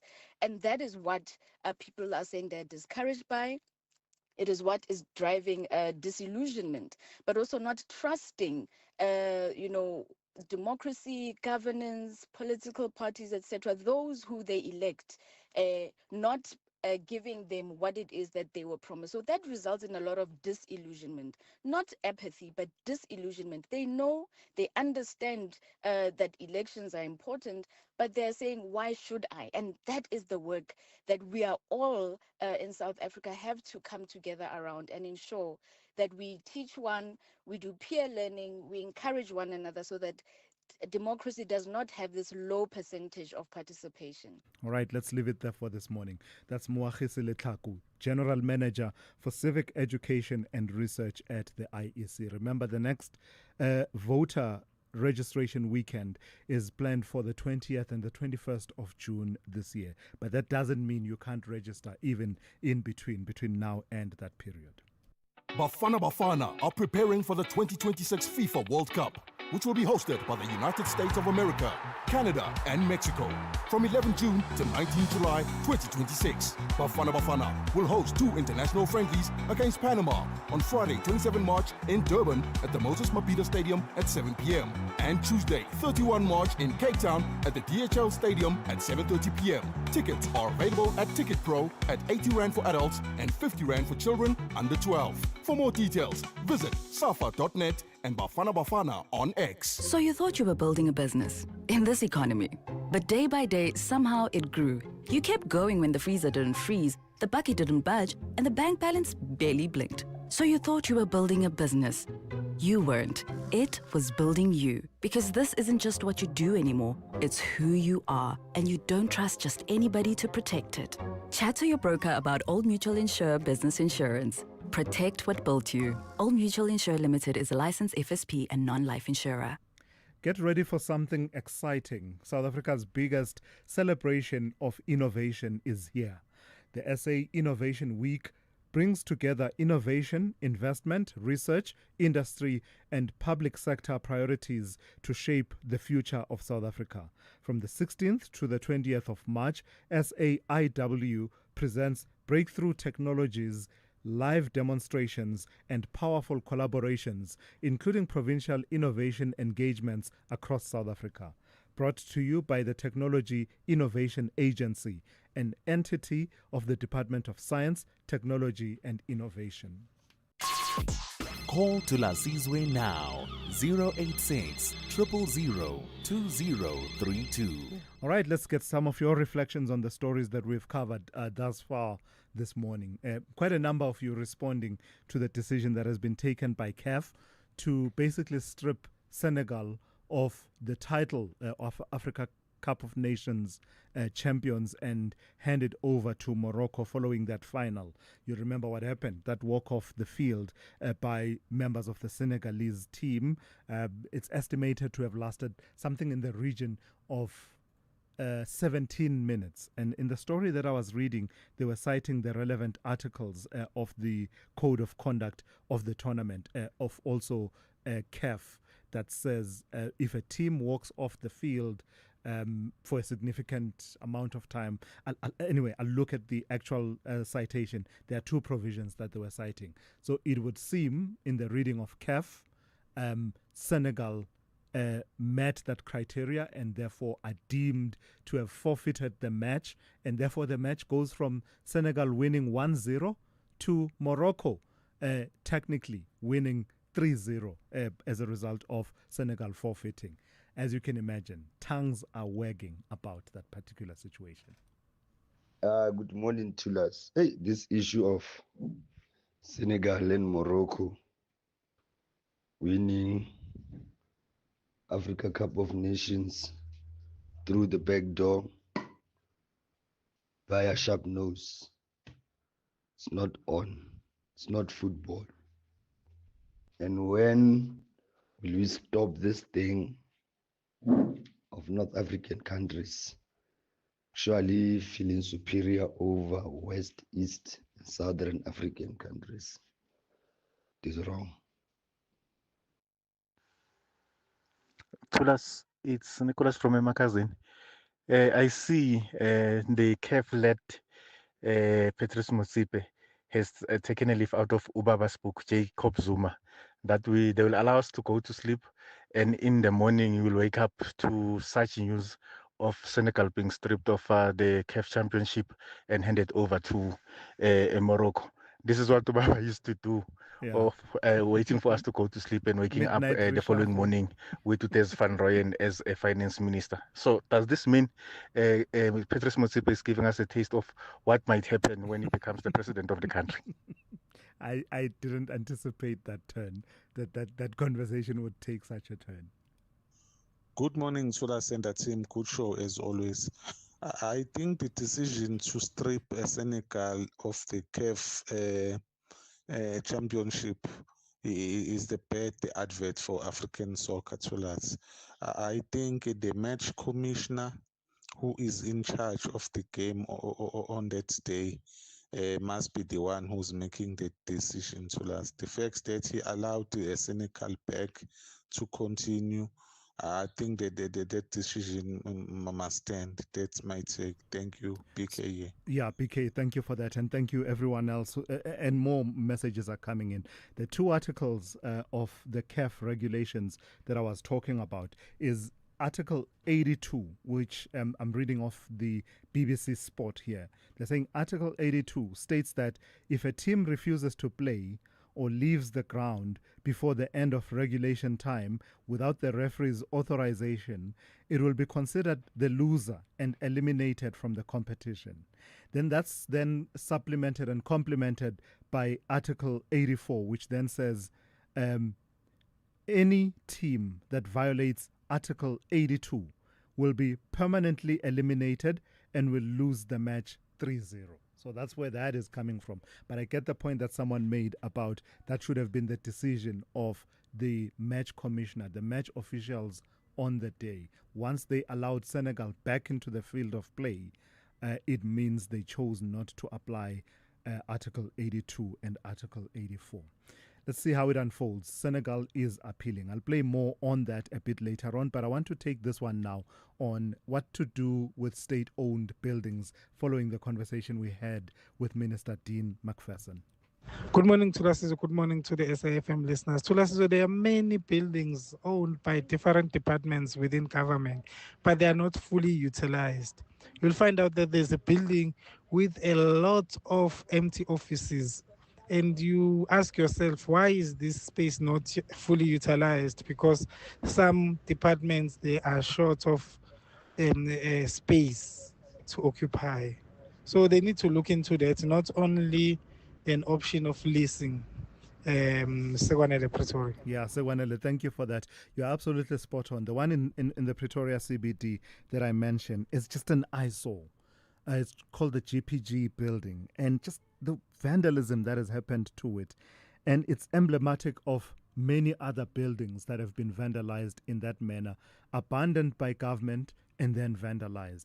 Not to mention then the other factor that has to do with the occupational health and safety compliance of many government buildings. How many government buildings have we had employees saying, hey, we go to work every day, but our safety is just not guaranteed in terms of compliance and the like. So Minister Dean McPherson has got his work cut out for him in trying to get all of these buildings to work the way that he wants, with the result that the savings that he is punting are then realized. Because otherwise, we'll find ourselves trapped in this situation where government owns a whole lot of buildings, but is not occupying them by choice or due to circumstances, and as a result, we're spending a lot on leasing.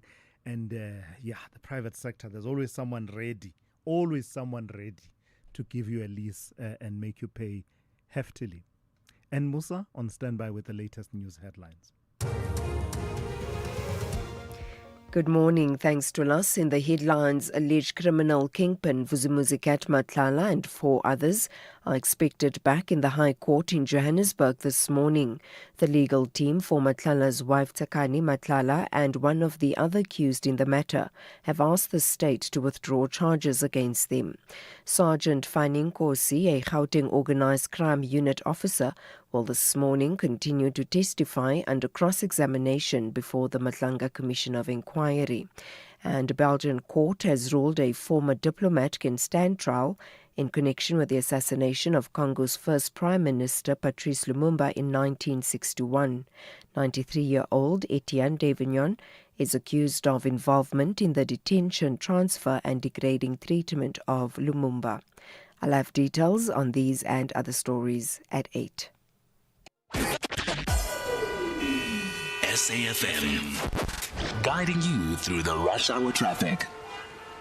Good morning. Still with some delays on Pretoria's N4 Bakwena Highway. If you do that run through the Durhampool Plaza and then head on to the N1 South towards Montana, same as yesterday with some roadworks on that ramp, just backlogging you and stacking you slowly through that area.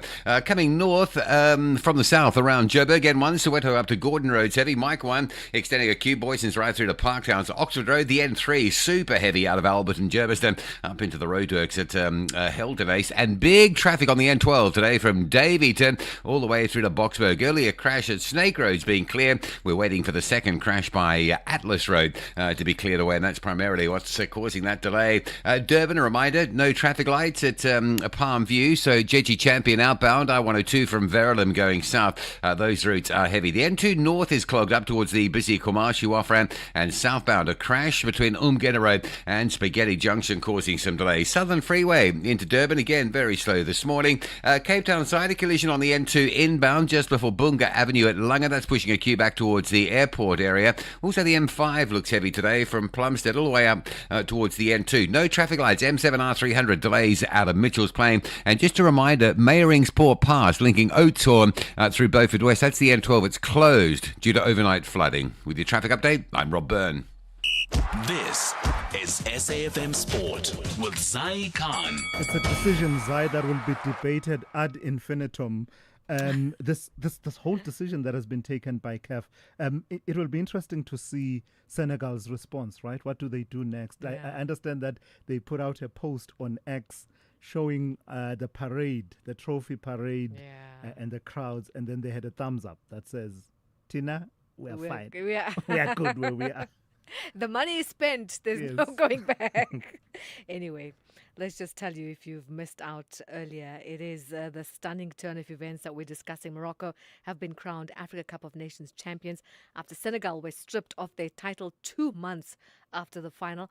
CAF's appeal board ruled that Senegal forfeited the match after walking off the pitch in protest at a late penalty decision.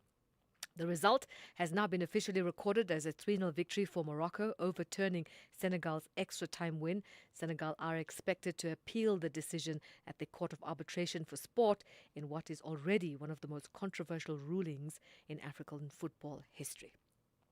Let's bring you closer to home, where the action continued. Marumo Gallant's interim coach Trevor Matiane has praised his side despite their 3-1 loss to Mamelodi Sundowns in the Betway Premiership.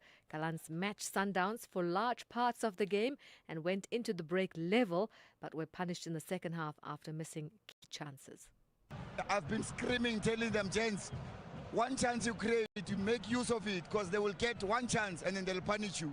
We are not playing against small team. We are playing against experienced players who've been there for long. So the little chances that you get, you have to make use of them. So we got punished because of our mistakes as well. Supposed to play 1-2 and run on the space. You want to dribble, but it's part of football. Some of the players are young. We need to show them these things, motivate them and keep them in the game. Now, cricket, Proteas woman batter Tasman Britt says their turnaround against New Zealand came down to better execution and learning from their mistakes. The Proteas women bounced back from a heavy defeat in the series opener to win the second T20 in Hamilton by 18 runs. I definitely think the wicket was more a batting wicket, so I definitely enjoyed it. And I think we also, after that game, we, regrouped a bit and we had a bit of analysing and to see what we were doing right and wrong. I think we actually managed to do that today. And finally, more cricket. This time, the Proteas men, they have growing questions around their experimentation in their T20 series against New Zealand, particularly the decision to promote Vian Mulder to open the batting. Mulder managed just 16 of 20 balls in Hamilton, a move that has raised eyebrows given his role as a middle-order all-rounder. That's your sport. We'll leave it there for now. Swing back at the top of the hour. We'll bring you more. I'm Zai Khan. The Business Update on SAFM. Hey, Dowling, good morning to you. For the second update of the morning, let's talk developments out of retail, and it's not good news coming out of Spa. The retailer has begun a restructuring process to us that could result in job losses as it looks to reset its cost base following a leadership shakeup. Now, the company said it will implement a voluntary severance program in parts of the business to improve efficiency and align costs with current trading conditions, but did not confirm the exact number of jobs that are on the line and which units will be affected. The move comes as Spark grapples with rising costs and the fallout from a troubled SAP IT system rollout. Its share price has fallen more than 30% this year, leaving the group valued at about 12.7 billion rands, a sharp decline from its peak.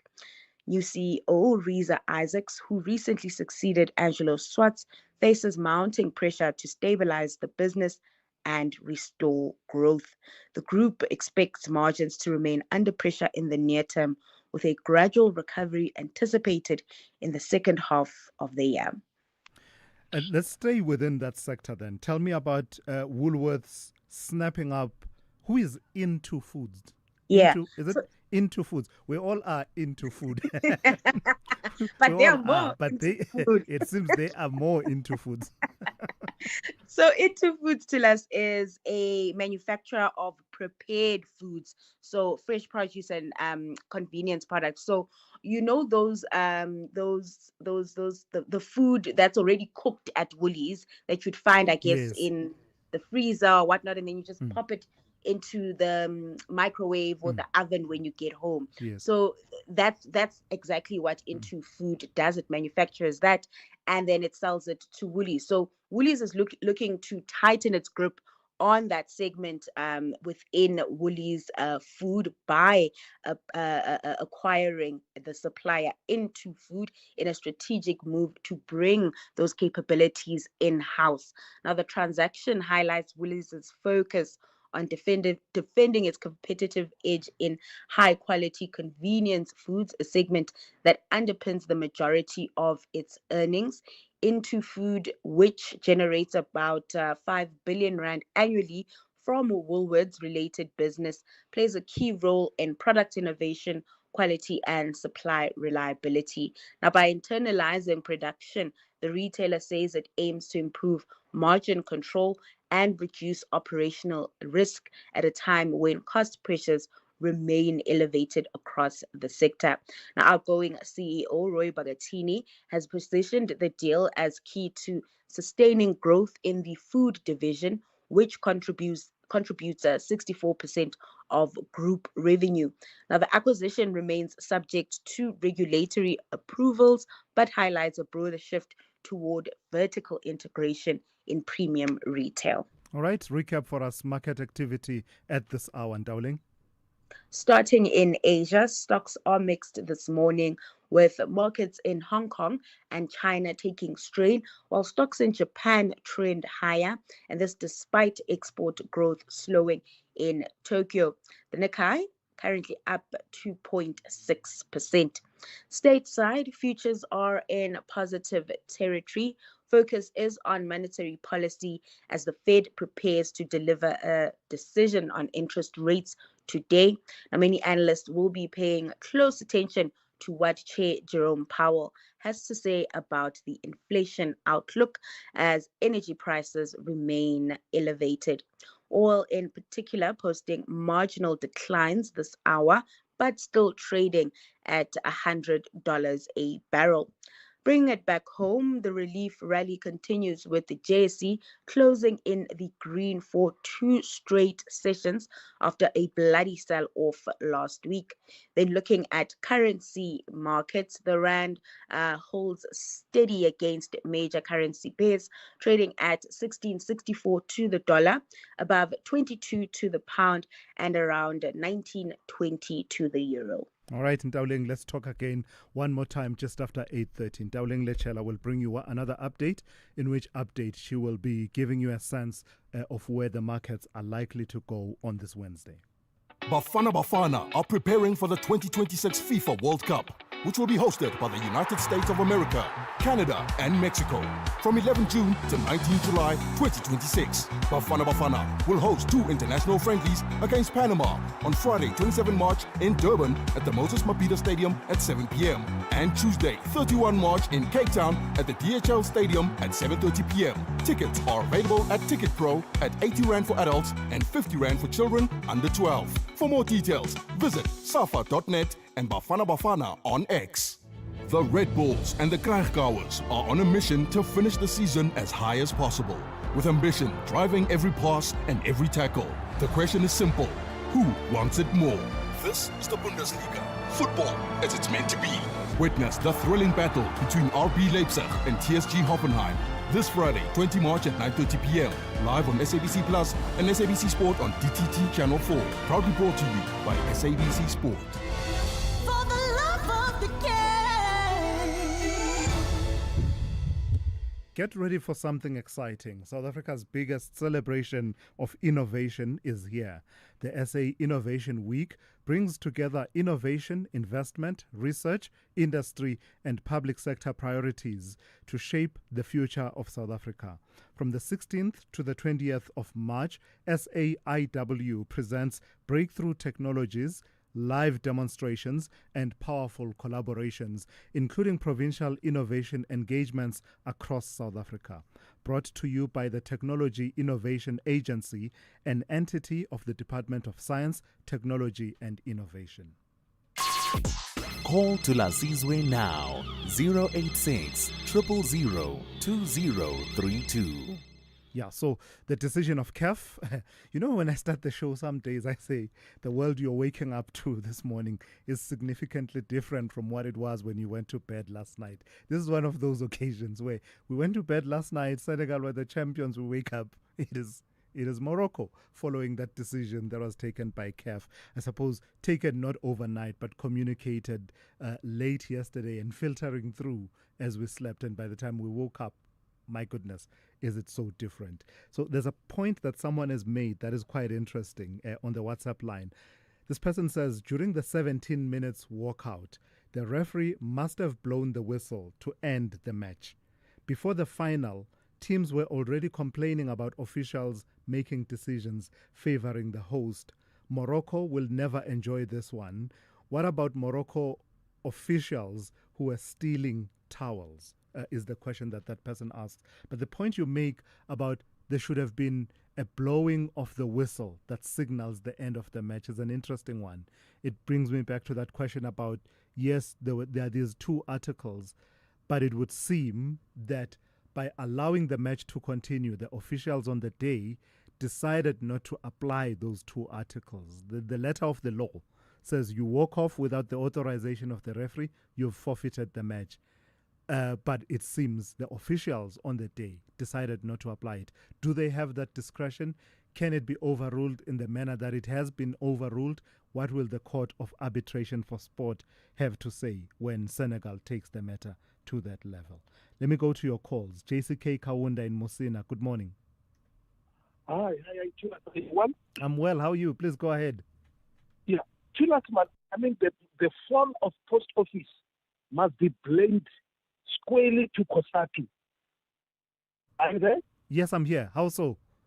Yeah, COSATU sits in the meeting of the Tripartite Alliance. What are they talking about when they are in the meeting with the with the leading government party like ANC? What are they talking? Because that is where COSATU should talk about creating of jobs, should talk about the protection of jobs. What are they talking about? And what is there to tell us? COSATU is very aware of the illicit activities that is taking place. COSATU knows about illicit of cigarettes that are being smuggled from our neighboring countries. But they're not talking about it when they're sitting with the ANC, that you are the government, the leading government today. COSATU knows about the sponsorships that are not contributing to tax revenue. COSATU knows about our neighboring countries that are benefiting from social grants, Mundende, they are aware of that. They should be talking about those things, because if they talk about those things, tax will be there, government will generate tax, and the money will be there to bail out people like post office and other SOEs. But they're not doing that. My question is, what are they talking about? Are they talking about the future of the people, protecting the jobs, or what? Jessica, I'm concerned about. Sorry, Jessica, let me engage you a bit. I do suspect that they have been talking about many of the issues that you are raising, but it then becomes a question of you can talk, you can agitate and campaign from within the tripartite alliance, but at the end of the day, decisions about governance and what policies to implement and how to change things are then taken elsewhere. Isn't it the cry that the SACP has been making about a reconfiguration of the alliance and centering the alliance as a center of decision making, as opposed to, you talk and you discuss and you give ideas, and in the end, the ANC governs, well, until now. Now they're governing in a coalition. You've got a point, Thulas. It's like an abusive, or what you call, relationship. If you talk to a person for 30 years and he's not doing anything, why don't they go their own way? Because, the interest of COSATU must be put on the table. When you talk about the interest of COSATU, when they talk about the protecting the jobs of the people. So if ANC doesn't listen, they must take the right way and join what you call Bakomonisi. All right. It's obvious, man. But who are outside because of what you call arrogance. Yeah. If they don't listen, I take my way, I divert, take off ramp. Yeah, let me allow you to rest your case, JCK. Let me rest my case for now. Thanks, Thulas. Keep well. Thank you. JCK in Musina, JCK Kaunda there. Let me go to Loward in Alberton. Good morning to you, Loward. Are you well, my brother? Very well. How are you? Good. No, I want to pick up on the flooding disaster in the Limpopo province, especially 2 districts. That's why I'm hailing from. Yes, my brother. This disaster is going to be a litmus test for the Premier, Dr. Popero Ramathuba. Why am I saying this? The lady is going to be elected unopposed, if I can put it that way. So she will be having that political leverage going forward. But this is my point.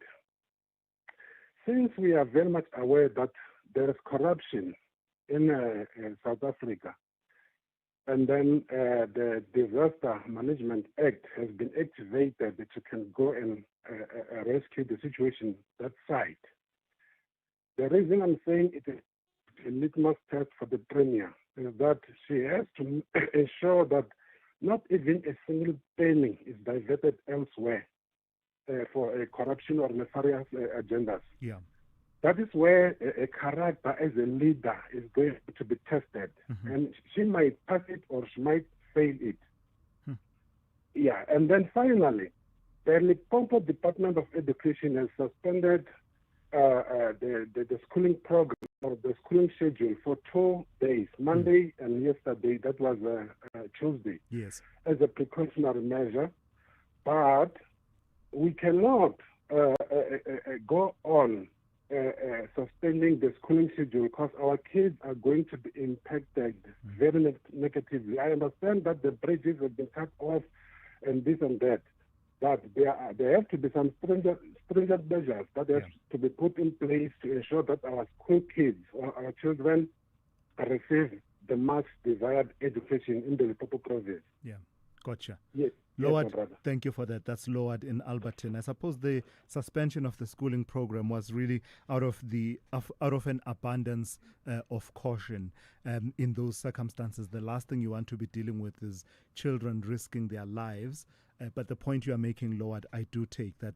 Then there should be a proper plan how to catch up on the lost time. I do imagine that they would have such a plan. A call that I was hoping to get this morning is from Begi in Mpumalanga. But let me take a traffic update and then I'll come back to you in a moment, Begi. Rob Busy. SAFM, guiding you through the rush hour traffic. Indeed. Good morning, everybody. Centurion, some flooding overnight last night around the Head Ops River, N Street, where it goes to and from John Foster. And John Foster and Rabi closed. There's all sorts of loop-around pressures, as we call it in this business, around one side of Centurion into the other. Also, a section of Nell Mapius appears to be closed as well due to flooding between Centurion Golf Estate and Irene Farm. That section of Nell Mapius is out of action. Flooding as well. Jean Avenue at the McBuild is overflowing. Sounds like Centurion's been really badly hit along that Henops River corridor. Now, the N1 in Joburg heavily backed up both ways, going south from Ravonia and heading north from Randburg. Some real pressure down towards the four-ways exit this morning. We'll keep a check on that for you, but it's a lot heavier than you might be expecting. Coming out of Davyton through Benoni on your way to Boxburg, crash on the N12 by Atlas Road, still causing a really big delay. There were two crashes, one's being cleared, another one still to be cleared up. Durban, Verulam down to Phoenix is heavy, no lights at Palm View is the problem. Crash on the N2 before Spaghetti Junction, traffic parking back through in Under Road. A collision on the M4 South near Virginia Airport, that's also having a big impact on the northbound. So between Umhlanga and Blue Lagoon, Ruth First Highway, pretty heavy this morning. Cape Town, crash involving a pedestrian, N2 inbound before Bunga Avenue, so that's very slow. Big traffic on the N7, Plattercliff Road, all the way down through towards the N1 Highway. And a reminder, the Meyering's Port Pass linking Oudtshoorn through to Beaufort West is currently closed due to overnight flooding. There is a bit of advice from provincial traffic saying the alternative, it's a lot longer to travel, would be the N9 through Willowmore, George, Aberdeen, Beaufort West. So that's a long way around. Maybe sit tight, go a little bit later today if you need Meyering's Port. With your traffic update, I'm Rob Byrne. This February, love staying informed. As your day winds down and the evening begins, Primetime News moves to a new home. Weekdays at 6 p.m. The stories that matter, the context you trust, the news that connects you to South Africa and the world. Because loving what you watch also means trusting what you hear. Primetime News airs weeknights at 8 p.m. only on S3. Open up. There is no room for mistakes for the Cottagers. They need victory to pull away from trouble. Oh, yeah! He's done it again! Harry Wilson for Fulham. It's 2-1. But the Clarets are ready to command possession, control the tempo, and spark moments of brilliance. And Burnley are ahead. It's Bashir Humphries. Oh, what a turnaround we've seen here. In time added on, Burnley are ahead. This is the Premier League. Don't miss out on Fulham FC versus Burnley FC on Saturday, 21 March at 4:30 p.m. Live on SABC Plus and SABC 3. Proudly brought to you by SABC Sport. For the love of the game. Get ready for something exciting. South Africa's biggest celebration of innovation is here. The SA Innovation Week brings together innovation, investment, research, industry, and public sector priorities to shape the future of South Africa. From the 16th to the 20th of March, SAIW presents breakthrough technologies, live demonstrations, and powerful collaborations, including provincial innovation engagements across South Africa. Brought to you by the Technology Innovation Agency, an entity of the Department of Science, Technology and Innovation. Thulasizwe Simelane is streaming live now on Facebook, YouTube and X at SAFM Radio. Begi in Bombela, good morning to you. Etolopeni lemboza nema orange. Morning, Nguni. I so wish I was a resident of Senegal. I was going to take this upon my own peril to make sure that Senegal does the justice at the end of the day. It's uncalled for what CAF has done. There is the so-called the rules of the tournament. Whenever a game is being played in any tournament, and there must be a subcommittee that will look at any oversight, be it the behavior of the players, be it maybe injuries, be it the behavior of the referees. So for CAF as a massive or a giant body to not to take a decision on the day of the action, because the rules are there and they are clear. What made them to suspend the decision? It leaves much to be desired, and we tend to be a mockery in other countries and to the world if such decisions are taken. We always complain, and the people will always complain about lack of leadership. It can be. Yeah. Senegal is being held at ransom. I just wanted to make that contribution. Sure. Peggy, just your own thinking though, because I mean, I see the flaws. I have my own concerns, for example, about the decisions, this decision overturning what was clearly a decision taken by the match officials on the day that said, despite the infraction of walking off the field, we are going to not apply these two articles, 82 and 84. But isn't the broader CAF, the other structures, are they not review mechanisms for decisions taken by officials on match day? So such things as an undue penalty or a red card, for example, and other decisions. Doesn't that fall within that line? I'm playing devil's advocate, of course. It will not fall within that line, Bratulas, and I'll tell you why. When the entire team leaves the pitch, that is a gross misconduct, and it must be within the rules of engagement and the rules of the tournament to say that should such thing happen, let's guard against. And the rules must be clean and clear. And before the tournament starts, they were supposed to engage all the teams and give them the code of conduct in terms of how players should conduct themselves. I don't condone what Senegal has done going out of the pitch, but I say I totally condemn the modus operandi and the way in which CAF has handled this matter. Yeah. They would have handled it far better. Gotcha. Peggy, thank you for that. I don't know if I agree, though, Peggy, with you towards the end there about CAF having needed to orientate the players to the rules of the game. The rules are out there. I suspect that might be the responsibility of the federations. So when you know you're sending players to a tournament, it's your duty somewhere within the structures of your federation to orient everyone to say these are the rules, these are the do's and don'ts of the tournament. So naturally, a lot of people still want to talk about that. Let me play a few more of your voice notes about that decision. Good morning, Tulas. My name is Dagaran. Tulas, I just want to find out regarding the CAF stripping of Senegal. Now, what happens to the third place and the bronze winners, and then the people that were beaten by the bronze winners? Aren't they supposed to get second prize and then third prize? Yeah. I don't know, just a thought. Yes. Thank you. No, I hadn't thought about that. I suppose the teams swap, right? Because Morocco had gotten silver and Senegal had gotten gold. So I think the technicality of it doesn't affect the third place winner, the bronze medal, in that you just simply swap. You go to Dakar and you collect all of the gold medals and you take them over to is it Rabat? You take them to Rabat and you dish them out. So I don't think the third place will be affected. Good morning, Thulasizwe. It's Celum Timkhulu in Durban.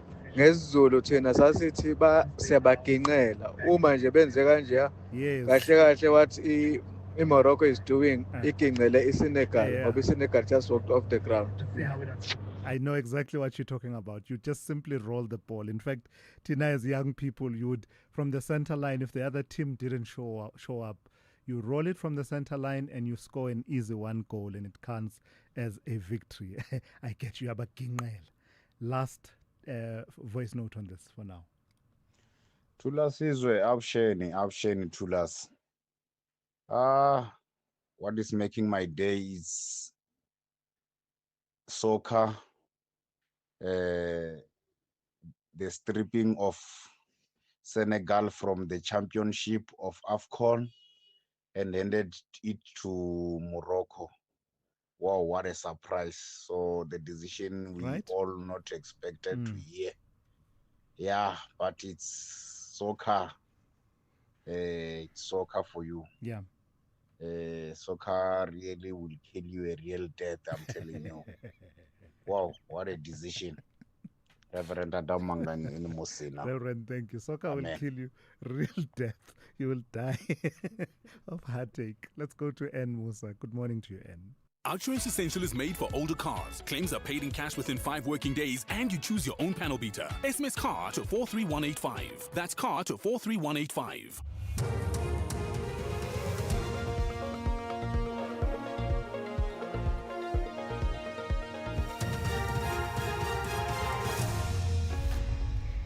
In our top stories, alleged criminal kingpin Kat Matlala returns to the High Court and Belgian diplomat faces trial over Lumumba's killing. Good morning. Alleged criminal kingpin Vuzimuzi Kat Matlala and 4 others are expected back in the High Court in Johannesburg this morning. The legal team for Matlala's wife Tsakani Matlala and one of the other accused in the matter have asked the state to withdraw charges against them. The 5 are alleged to be behind the attempted murder of socialite Tebogo Tobejane, businessman Joe Sibanyoni, and music producer Sienki Makubong.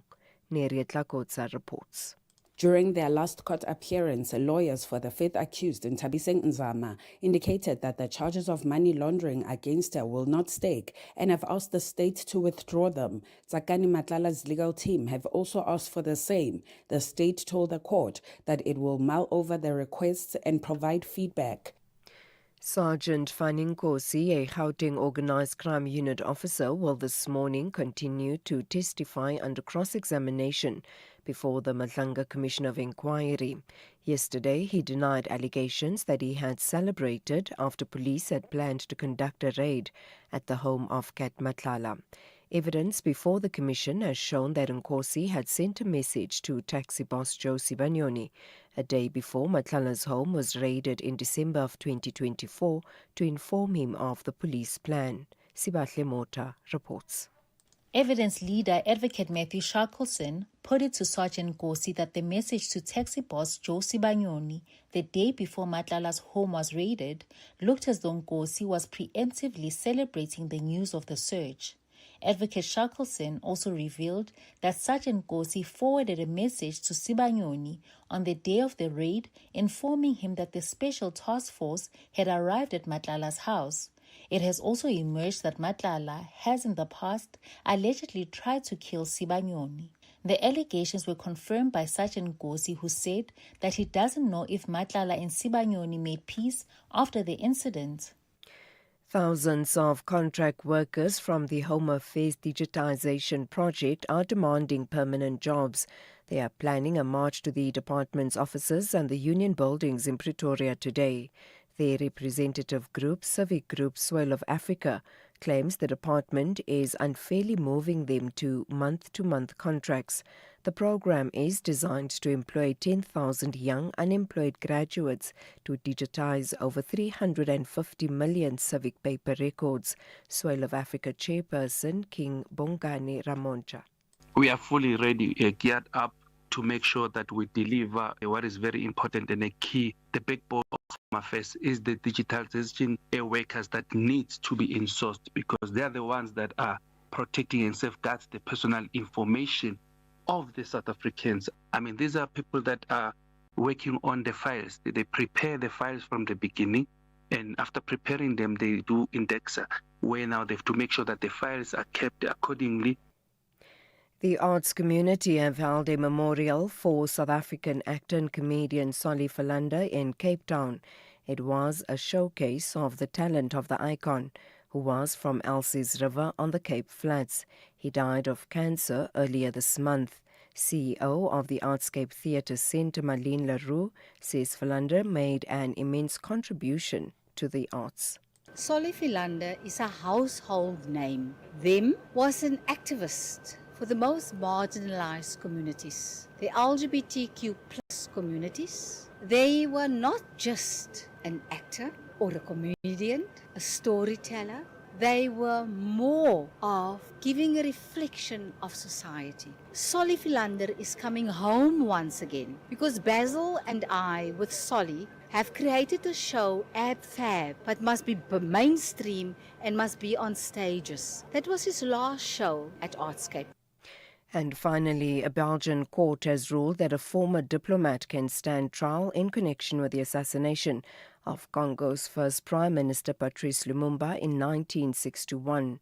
93-year-old Etienne Davignon is accused of involvement in the detention, transfer and degrading treatment of Lumumba.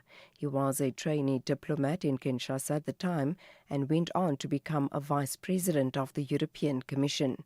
He's the only surviving member of the 10 Belgians accused in a criminal case that Lumumba's family brought in 2011. The independence hero was executed by a firing squad and his body was dissolved in acid. Recapping the top story, alleged criminal kingpin Vuzumuzi Kat Matlala and 4 others are expected back in the High Court in Johannesburg this morning. For SAFM News, I am Anne Musa. Theft, accident, and 1 million rand third-party cover for your older car. Outsurance Essential has it all. Get a quote. SMS car to 43185. That's car to 43185. Proud of your DIY skills? Prouder that your car is paid off? Well, with Outsurance Essential car insurance, you could be saving too. 31-year-old Sandile pays only 481 rand a month for his 2015 Chevrolet Utility, and there's no upfront excess payable, no unexpected out-of-pocket payments. Get Outsurance Essential car insurance today for unfinanced cars older than 5 years and valued at less than 130,000 rand. SMS CAR to 43185. That's CAR to 43185. Outsurance, licensed insurer and FSP. T's, C's and information online. Very good morning to you in your SFM Sports headlines. Soccer, Mamelodi Sundowns return to the top as Teboho Mokoena inspires a comeback win over Maruma Gallants. And cricket, the Proteas selection calls are under scrutiny, with Vian Mulder's promotion to the opener raising questions about the team's T20 strategy. We'll have details around 8:30. SAFM. Guiding you through the rush hour traffic. Morning, still very heavy coming through Benoni towards Boksburg. It's a crash before Atlas Road, which has traffic backed up almost to Pitfontein side. The Mike 1 both ways towards Melrose, very heavy this morning. Delays on the N1 going south towards William Mandela and north, southbound from Buccleuch. You'll pick up queues around Ravonia, northbound from about Bayers, Nordia, jam-packed through there. Durban, earlier crash on the N2 south before Spaghetti Junction, still backlogging traffic from Umgede Road.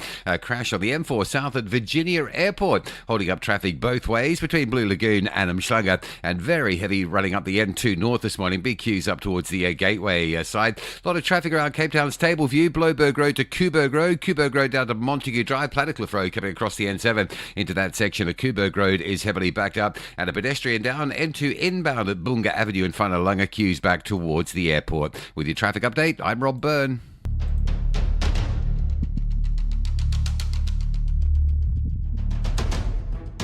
The Morning Brief with Thulasizwe Simelane. Weekdays, Monday to Friday, 6 to 9 a.m. The Morning Brief with Thulasizwe Simelane. Weekdays, Monday to Friday, 6 to 9 a.m. 9 minutes after 8, welcome to it, the third hour of the Morning Brief on SAFM 104 to 107. A couple of months ago, we were talking about lenacapavir. This is the twice yearly injection that we are told can transform, how we deal with pre-exposure to HIV and AIDS. And we were talking about how game-changing it will be and how it will fit in with the full battery of interventions that we've introduced in the fight against HIV and AIDS over the last 2 decades or so. Well, that work now to introduce lenacapavir in South Africa is now gathering momentum. The Eastern Cape is among those that will be at the forefront of the rollout, and we are told that in at least, I think it's 4 districts, if I'm not mistaken, will start rolling out lenacapavir, and 49 clinics across. It's 49 clinics across 4 districts. So coming up in this half hour, I'll be in conversation with Tembisile Mboniswa, who is the PEP and PrEP program manager in the HAST Directorate in the Bisho Provincial Office of the Department of Health. So that conversation and outlining how that rollout will unfold will be coming up over the next few minutes. But before we get to it, let me do what I always do. Let me read a few of the messages that have been coming through on the WhatsApp line. Pungane in the Eastern Cape says, fair game. If Morocco is ethical, they would repudiate this decision. I highly doubt that will happen, Pungan, because they are the ones who actually took this up and insisted that Senegal forfeited the game. So, yeah, I highly doubt they will be doing that.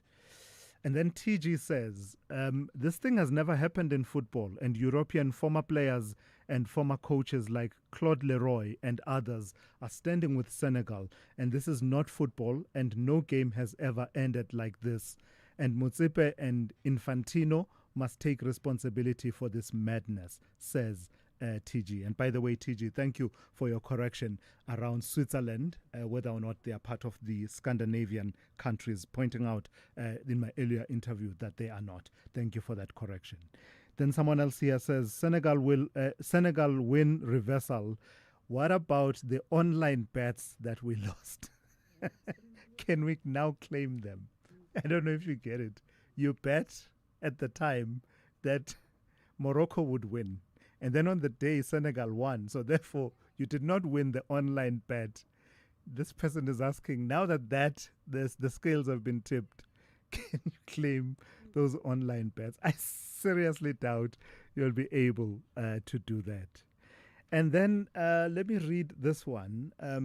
Please help me understand. How does a powerful country as America allow itself to be led by a president who suffers from dementia, forgets that the war is still ongoing and demands favors from Iran in the Strait of Hormuz, forgets that he is president in some instances, and. Yo, I wish I had an answer for you, hey? I wish I had an answer for you. And the funny thing is, if an election were to be held tomorrow, I've not been following the polls, but I don't think Donald Trump would do badly. I don't know if he would win, but it's a choice that the Americans made. And this time around, by the way, we can't say it was a electoral college victory. No, he actually won the popular vote as well. So elections have consequences, and I think all of us are learning that quite fast. This will be a case study of elections have consequences. Think carefully when you go vote. And then Jack from Polokwane says, I am ashamed of this Sergeant Nkosi who appeared at the Madlanga Commission. This guy should be arrested for leaking confidential documents to Mr. Mutsumi, and his reasoning is like that of a grade 1 child. I just wonder if things are like this in our SAPS. What is happening in the army?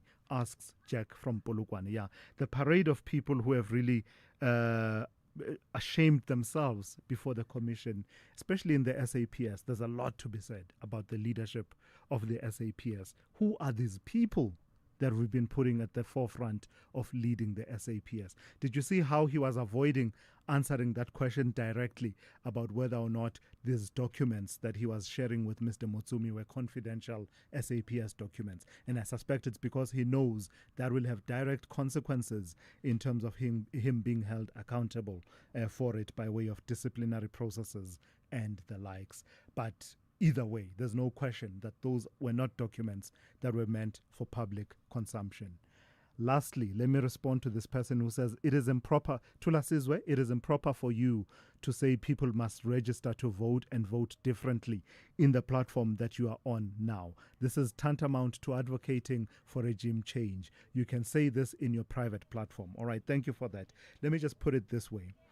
The context of what I was saying is that a lot of the times it is said that young people are disillusioned about the political system, and the guest we spoke to from the IEC alluded to that they don't see the dividend for voting. And the point is, if you are not happy, elections are a platform for you to bring about the change you want. It's got nothing to do with regime change.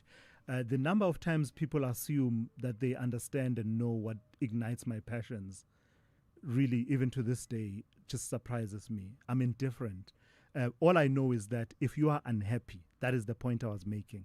Anyone who's unhappy with any system in the Western Cape, across all of South Africa, Midvaal, Ekurhuleni, wherever, if you are unhappy right now, the platform we have right now, realistically, is you vote. You express it by voting. So nothing to do with any of those passions. And I'm sorry if you understood it that way. All right, keep the conversation going. Let's keep it going. 086 000 2032, 086 000 2032. Your WhatsApp voice notes 0614 104 107. Let's get into it. The third hour of the morning brief. In life's most challenging moments of loss, compassion can be your greatest comfort. You shouldn't have to face the financial burden of losing a loved one by yourself. Rest assured, Clientele's funeral plans pay out cash within 24 hours. You can cover up to 13 family members on one plan, ensuring all your loved ones are taken care of, and 3 children are covered at no additional cost. With Clientele, you are not just buying a plan, you are also buying peace of mind. When the time comes, you will need to make important calls with your 200 Rand airtime you will receive when you claim. Plans offer double accidental death cover as well as a transport, grocery and unveiling benefit. Apply today, it's easy. There are no medical examinations and no paperwork. SMS SAFM to 48031. That's 48031. Clientele Life is an authorized FSP and licensed life insurer. T's and C's online. Standard rates apply. Get Spar super savings at every store, in every aisle, every day.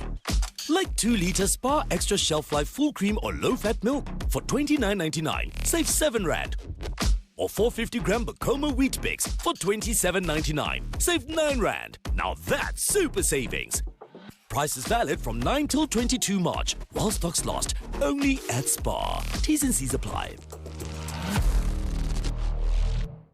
Get ready for something exciting. South Africa's biggest celebration of innovation is here. The SA Innovation Week brings together innovation, investment, research, industry, and public sector priorities to shape the future of South Africa. From the 16th to the 20th of March, SAIW presents breakthrough technologies, live demonstrations, and powerful collaborations, including provincial innovation engagements across South Africa. Brought to you by the Technology Innovation Agency, an entity of the Department of Science, Technology, and Innovation. Thulasizwe Simelane on the Morning Brief. Weekdays, Monday to Friday, 6 to 9 a.m. 19 minutes after 8, the country's fight against HIV may be entering a new phase, one that shifts the burden of prevention away from daily discipline towards long-acting medical innovation. The Eastern Cape is preparing to roll out lenacapavir, a twice-yearly injection that could transform how pre-exposure prophylaxis is delivered. For a province still carrying a heavy HIV and AIDS burden, the promise lies not just in effectiveness, but in adherence, particularly among young people who struggle with daily medication. Backed by significant international funding, the program is being closely watched as a potential game changer in public health strategy. Let's speak to Thembisa Mboniso, who is PEP and PrEP Programs Manager in the Department of Health in the Eastern Cape, based at the Bisho Provincial Office. Good morning to you and thank you for your time. So let's talk about the preparations for this rollout. Give me a sense of the regional spread and what informed the decision of where to start the rollout of lenacapavir.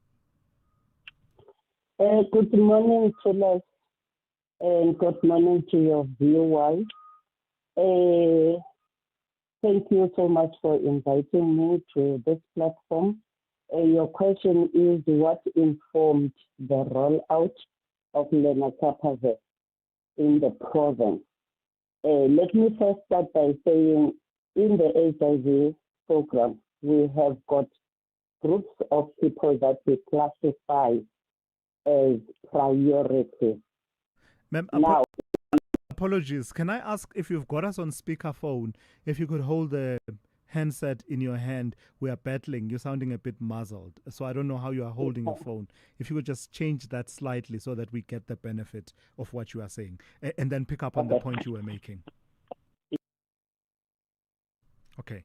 Yeah, I think the line just dropped altogether there to Tembisile Mboniswa. So let's see if we can dial her back and see if we can pick up on that conversation in a moment. Wait till you hear how much money Outsurance saves 30-year-old Dineo on her car insurance. I'm saving 1,094 rands. That's an incredible monthly saving of 1,094 rand on Dineo's 2025 Kia Sonnet. SMS out to 30754. Here's 63-year-old Almero. We do save 417 rand. That's about 5,000 rand a year. That's an awesome saving on Almero's 2021 Ford Ranger. Get a quote now. SMS out to 30754. With Outsurance, after 3 claim-free years, you get an out bonus. Can't wait for that. A little bit of cash for a girl to have a little bit of fun, eh? Always getting something out. You also get 5 million rand third-party liability cover, covering damage to the other person's vehicle in an accident. How much could Outsurance save you? Get a quote now. SMS out to 30754. That's out to 30754. Licensed insuring FSP. TCs and information online. Savor the best of the Cape Winelands without leaving Gauteng at the Indaba Hotel tasting room at the Indaba Hotel. Perfect for romantic dates, outings with friends, or unique team builds. Enjoy guided tastings, hand-pulled pizzas, and gourmet tapas on the leafy terrace. Bookings are essential. Visit indabatastingroom.co.za. Your wine story starts here. Indaba Hotel, your sunshine day out. Thulasizwe Simelane is streaming live now on Facebook, YouTube, and X at SAFM Radio. 23 minutes after 8, 20 years after the country legalized civil unions, the country still stands as something of an outlier on the African continent where LGBTQI rights remain deeply contested. While there has been incremental progress in parts of Southern Africa, a parallel trend is emerging, one of tightening laws and increasingly hostile political rhetoric. In countries like Uganda and Ghana, legislation is not only criminalizing same-sex relationships, but in some cases, identity itself. Analysts, including my next guest, they say that these shifts are shaped by a mix of colonial legal legacies, religious conservatism, and modern political opportunism. Let's speak to Matuba Mahlaji, who joins me now to pick up on that conversation. Matuba, good morning, and thank you for your time. Let's start with the significance of the moment of 20 years since civil unions were legalized in South Africa. What's your view, your long view of the kind of progress that represents, progress made and perhaps opportunities missed? Good morning, Thulas, and thank you for having us.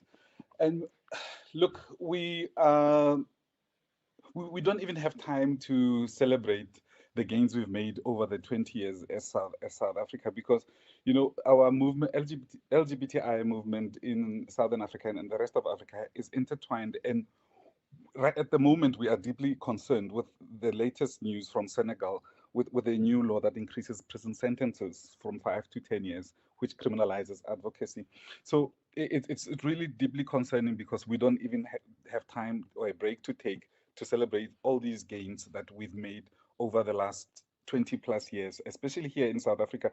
And you will know that in South Africa, we just concluded the ad hoc committee on the portfolio committee on Home Affairs just concluded public hearings on the marriage bill. And a public hearing in Mpumalanga recently saw only one person out of 350 that were present there supporting gay marriage. The rest argued it would kill African traditions. And so this is a gap we are focused on now. Legal reform without social change is just incomplete. We feel the movement's task now is to shift, attitudes, not just laws.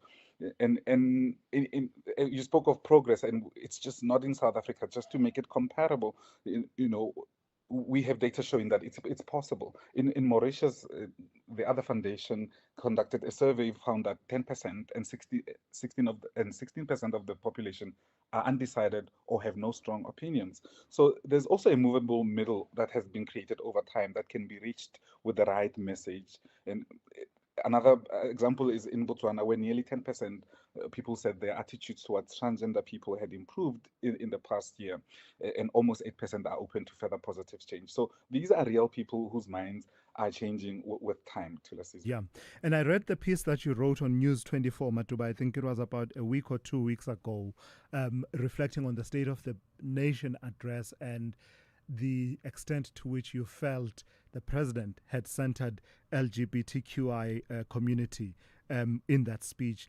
and what that symbolism would have meant in addressing those very issues. What's that point you are making about the importance of political championing? Yeah, and the point I was making is, we're always at this moral high ground part of the State of the Nation, where there are no current statistics that can actually tell people that these are people who live lives, who contribute to the economy just like all South Africans. And it would also create this there's a notion right now that LGBTI human rights are special rights, which is not the case. And I think the president is an ally already to the LGBTI movement, and I think he could have done better, and he could do better.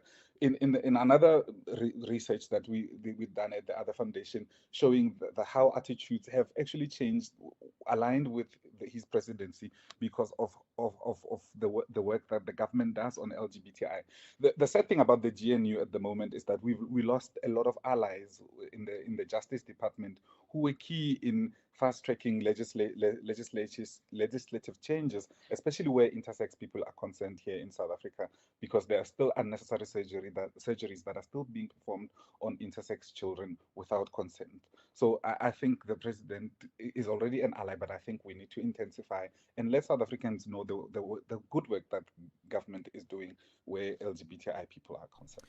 And you made the point in that same piece that that position of being a political champion and an ally could also be expressed by ensuring that in instances where there are crimes committed, hate crimes that are committed, you allude to the killing last year of Imam Muhsin Hendricks, and saying that crime has remained unresolved. Yeah, and again, Thulas, I was also trying to avoid making LGBTQ hate crimes, a special case, which is not. It just shows all a systemic problem that needs to be addressed where the SAPS is concerned, because we got a promise from the Deputy Minister of Justice at the time that they were hot on the heels of the perpetrators, but it never happened. So I don't think it's a deliberate non-action from the SAPS because this is an LGBTI person, but there's a deep systemic change that we as LGBTI people already suffer more than heterosexual people who get services from the SAPS. So I think these were the times that the government and the police should be showing how much they can do to make us feel protected as part of society. Lastly, Matuba, reflect for me on the broader continent as well, where you started with this conversation. The statistics say 8 of the 13 SADC countries have now decriminalized same-sex relationships. How do we leverage on that? How do we advance that? Can South Africa play a role in championing that move that seems to be in that direction? We certainly can, because what's happening, Thulasizwe, this is part of a coordinated backlash we are tracking. This is a well-funded, organized anti-rights machinery pushing its political agenda across the continent. But the thing is, we must resist the untrue dominant narrative that African people are inherently and deeply homophobic. That belief is also a tool used by anti-rights actors to justify exclusion. It is scientifically unsound. I mean, if we look at Southern Africa that you referred to, the SADC countries, there's evidence that tells a different story in the latest in the last 10 years, where 8 of the 13 SADC countries have decriminalized LGBTI people. Botswana, Namibia, Mozambique, Angola, and Seychelles, Lesotho, Mauritius joined South Africa. And the conversation right now, Thulas, isn't just about celebrating progress, as I said. It's about holding the line. It's about actively defending these hard-won gains against a machinery that rolls them back. And still on that machinery, it's reported that next year, the next Pan-African Conference on Family Values is reportedly coming to Johannesburg, South Africa. And the second edition just finished in Nairobi, dominated by US right-wing and Christian anti-gender actors. They are targeting sexual and reproductive rights across the continent. So South Africa has a role to play in rejecting hosting events like this in this country. That's everything that's against our constitution as a country, supporting all minorities. So there is intersection of our struggles as people. It's also not about LGBTI people. These women's rights and women's reproductive health rights are also under attack. So I think South Africa movement, civil society in general, has a role to play. All right, Matuba, thank you for that. Matuba Mahlachi. I won't call you by that pet name because you're sounding all very official. Matuba Mahlachi, LGBTQI activist, as also communications and media relations manager at Outright International. Let's go to Ann Musa, standing by with the latest news headlines. Good morning. Thanks to us in the headlines. The High Court in Pretoria will today hear an urgent application from law firm Bikulu and Partners Incorporated to have the appointment of Advocate Andy Mutibi as the National Director of Public Prosecutions declared unlawful and set aside. The firm has argued the selection process is unconstitutional. Alleged criminal kingpin Vuzimuzikat Matlala and 4 others are expected back in the High Court in Johannesburg this morning. The legal team for Matlala's wife Tsakani Matlala and one of the other accused in the matter have asked the state to withdraw charges against them. And Parliament's ad hoc committee says President Cyril Ramaphosa's responses to its questions will be distributed among its members. The presidency submitted its responses to the committee's written questions yesterday. I'll have details on these and other stories at 9. SAFM, guiding you through the rush hour traffic. Stays heavy and busy around Centurion this morning with the flooding along the Henops River corridor. So routes like Blackwood Road and the Rabi John Foster option, also N Street that comes through the sort of N4 under the N14 there along Henops. All of that's closed. You've just got this sort of loop around queue situation either to the north or to the south of those closures. So getting from the western side of Centurion, western side of the N14, Ben Scuman if you like, across into the CBD. Those routes that are open are heavy with the diverting pressures there. Also, there's some flooding on Nel Mapius Drive by Irene side, so extra delays out that way as well this morning. Joburg bound coming in from Ekurhuleni on the N12. That collision by Atlas Road taking forever to clear. It happened around 6 o'clock this morning. Traffic still very heavy coming through from Pitfontein through Benoni and in towards that Boksburg crash scene area. Also, crash on the N1 South at New Road. That's got traffic all of a sudden pushing back through to Old Joburg in Centurion. So just as that traffic was easing for a Wednesday morning, it's all backed up again. Durban, the crash going into Spaghetti Junction, N2 South. That scene has been cleared. That backlog's got through as well. Cape Town, a lot of pressure out of Tableview this morning. Marine Drive from Sunningdale down to about Racecourse Road, Milnerton. Very slow passing Sunset Beach and the Coburg Road. The other side as you exit past Refinery. That's still quite heavy down towards Bosman's Dam Road as well. And don't forget the closure of Franschhoek Pass is on today. It should be the should have ended yesterday. They've extended the day. Franschhoek Pass closed between 8 and 5, so it's already closed through there. Chapman's Peak Drive closed from 8 as well, so that's already closed until 5. Chappies will have you diverting around that closure between Oakharp and Main Road on the South Peninsula. You can take your pick there. It's an extended closure of Chappies today. Won't now reopen until 5 p.m. Rob Byrne, SAFM Traffic. This is SAFM Sport with Zai Khan.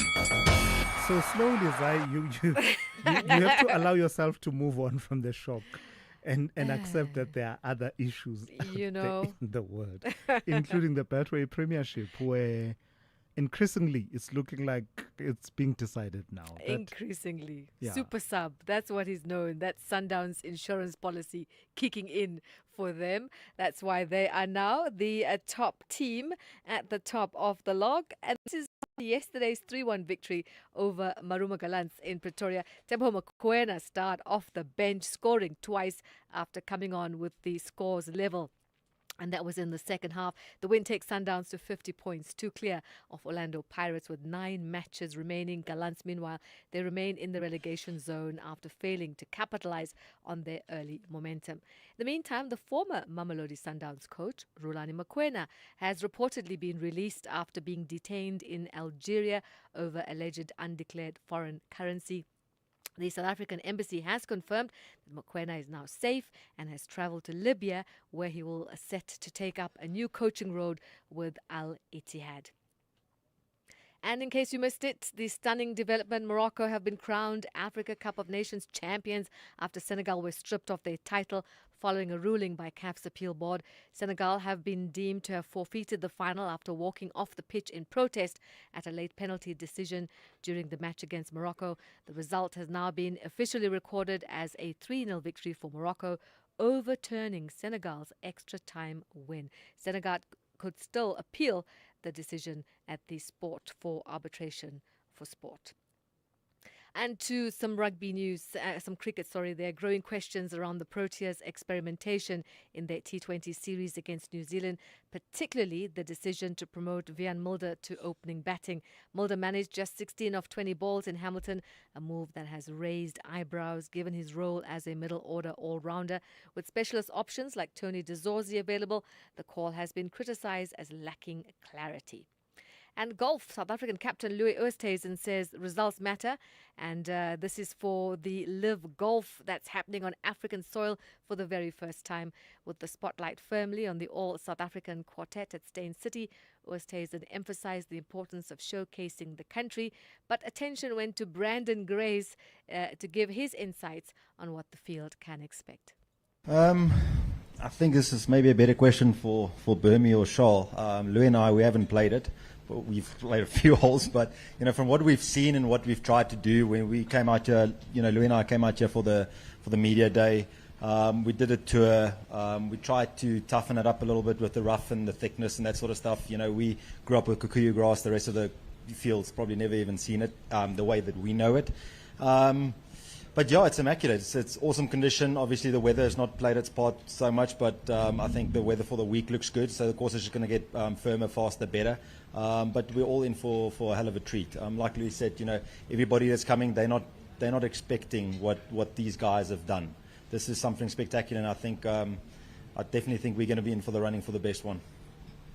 And finally, cycling, the former world cross-country champion Sam Gaze and Germany's Luca Schwarzbauer claimed stage 2 of the Absa Cape Epic in Montague, winning the 102-kilometer men's race in just under 4 hours. In the women's race, South Africa's Candice Leal and the Dutch partner Alessandra Keller extended their dominance, winning the 80-kilometer stage and stretching their overall advantage.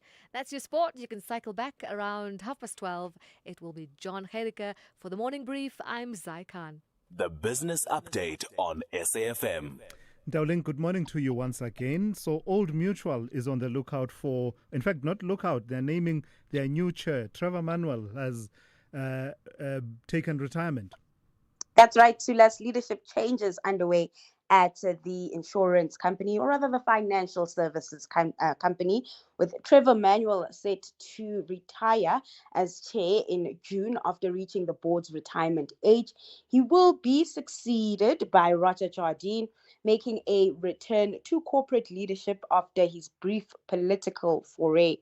Now, Jardine, a former First Rand chair, will work alongside Manuel during a 3-month transition aimed at ensuring continuity.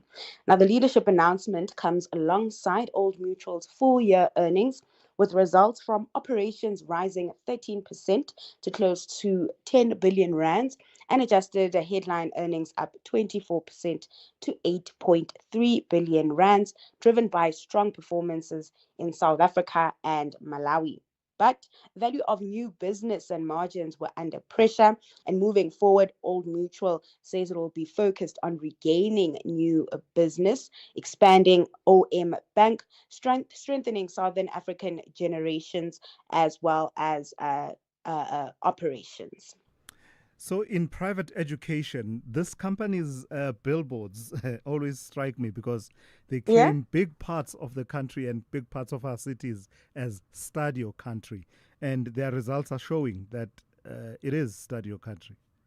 You're absolutely right, Thulas. Stadio delivering strong results for FY25, and that was driven by growth in student enrollment. Now, the private education group, which includes institutions like AFDA, saw its student numbers rise from 47,024 to 53,303 across 10 campuses, helping revenue increase 14% to 1.8 billion rands. Now, the company expects enrollment to reach 56,000 students this year and aims to grow to 80,000 by 2030. The increase in students supported a 22% rise in core headline earnings, and the firm says the results reflect the strength of its core operations and the success of its expansion strategy. Management says it remains focused or confident that steady growth in student numbers will continue to drive revenue, earnings, and dividends in the years ahead, reinforcing the group's long-term performance trajectory. Lastly, Ntauling, set the scene for us for us for trading on this Wednesday. So local markets are in for another day in positive territory. Traders here at home will be watching out for inflation figures that print out at 10 a.m. and will give us an indication of whether consumer prices are moving closer or away from that 3% target. Ahead of the report, the rand remains steady this morning.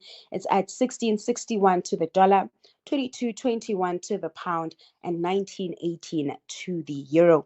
Over in commodities, oil posting marginal declines but still trading above $100 a barrel as the closure of the Strait of Hormuz continues to threaten the flow of crude, heightening supply fears. Then bringing it back to equities, futures on Wall Street in the green. Investors there are awaiting a Fed rates decision amid inflation concerns spurred by the volatility in energy markets. Traders over in Asia also concerned about that and keeping a close eye on developments in the Gulf region. Those markets this hour on track, or rather those markets this hour are trading in mixed territory and on track to close choppy today. All right, Ntauling, thank you for today. Ntauling Lechela has kept you updated on business, economics, and the markets. Look at camouflage, Doof. I'm going hunting. Just me, nature, and my most underrated off-roader, a rental car. Hunting? You could fit that little car in your backpack, Doof. I sit in the driver's seat. Baggage at the back, chairs on the roof. The kudu is going to get in and strap its own seatbelt, Savvy. Could do with more legroom, Doof. Go hunt for a new 4x4 at WeBuy Cars. They got great deals. Oh, shot, Savvy. Don't be doof, be savvy. We buy cars geared for that big trip, geared for you. This February, love the truth, no matter how unsettling it is. They were called accidents, a slip, a fall, a tragic mistake. But what if they weren't? Fatal fall, murder or accident investigates suspicious deaths from balconies, staircases and cliffs, where one question refuses to go away. Did someone push them? Through forensic science and haunting testimony, the truth is uncovered. Fatal fall, murder or accident. Tuesdays 6 p.m. only on S3. Open up. Investing shouldn't feel risky. It should give you security and good returns. Earn up to 7.25% interest per annum with an ABSA Cash Invest Tracker for an investment of 100,000 rands or more. Your capital is guaranteed with immediate access to your funds. That's minimum risk, maximum benefit. ABSA Private Banking customers can invest from just R1. Open via the ABSA Banking app, a branch, a private banker, or 0860 111 515. Your story matters. ABSA is an authorized authorized financial services provider. T's and C's apply. Get ready for something exciting. South Africa's biggest celebration of innovation is here. The SA Innovation Week brings together innovation, investment, research, industry and public sector priorities to shape the future of South Africa. From the 16th to the 20th of March, SAIW presents breakthrough technologies, live demonstrations, and powerful collaborations, including provincial innovation engagements across South Africa. Brought to you by the Technology Innovation Agency, an entity of the Department of Science, Technology and Innovation. Big stories of the day. Hashtag the morning brief. All right, let's go back to that story we tried to bring you earlier on. The whole issue about the Eastern Cape preparing to roll out lenacapavir, a twice-yearly injection that could transform how pre-exposure prophylaxis is delivered. For a province still carrying a heavy HIV burden, the promise lies not just in effectiveness, but in adherence, particularly among young people who struggle with daily medication. Let's speak to Thembisile Mboniswa, who is the PrEP Programs Manager in the Eastern Cape Department of Health, based at the Bisho Provincial Office. Good morning, and thank you for your time this morning, and apologies for that disturbance earlier on, the battles and struggles we had in connecting to you. You were explaining to us the rationale and the thinking around deciding which districts and which clinics in particular to start with in this rollout. Yes, good morning, Thulas, and sorry for that mishap again. Let me start with the districts, like we have just mentioned. The 4 districts, you know that in the Eastern Cape we've got 8 districts, so there are districts that have been prioritized for the first phase, because rolling out will be in phases. So why were they prioritized? Number one, we were looking at number of key pops in the area. When we talk about key pops, we talk about people that are at a higher risk of acquiring HIV. Then we were also looking at facilities that performed well with the oral PrEP that we were rolling out before the lenacapavir came into the picture. So now what happened is that we have got 4 districts, which is Alfred Nzo, Buffalo City, Nelson Mandela, and Oliver Tambo. And out of those 4 districts, we have got 49 facilities, which means the clinics that will be rolling out the lenacapavir. Now, you also mentioned that what population group are we looking at during this first phase? We are looking at pregnant women and breastfeeding. Why? Because now we're talking about 2 lives here. If this pregnant woman or breastfeeding woman can acquire HIV during the time of pregnancy or breastfeeding, the chances of transferring the HIV to the child are much higher because of the increase in the viral load. Then we also look into a second group where we talk about sex workers. Because of the type of work that they are doing, it is putting them at a higher risk of acquiring HIV. Then we're also looking at males having sex with other males. Then we also not going to forget to looking into young girls and women in general. We also putting them in the first phase, and we prioritize them for this rolling out. So what kind of preparatory work has gone into preparing for this rollout, both on the side of the healthcare workers and facilities, but also in terms of general public, these key pops that you're talking about, key population segments? I imagine you've put in quite a bit of work, because this is a new dimension in our multifaceted response to the HIV and AIDS situation. Yes, thank you, Thulas. What has happened starting from the time when the country said they are going to roll out Lenacapavec. We looked into the facilities themselves because we need to look into infrastructure. Then secondly, we looked into the readiness of the facility, where a tool was designed that was circulated into these facilities. Then assessments were done to check if this facility will be in a position to roll out.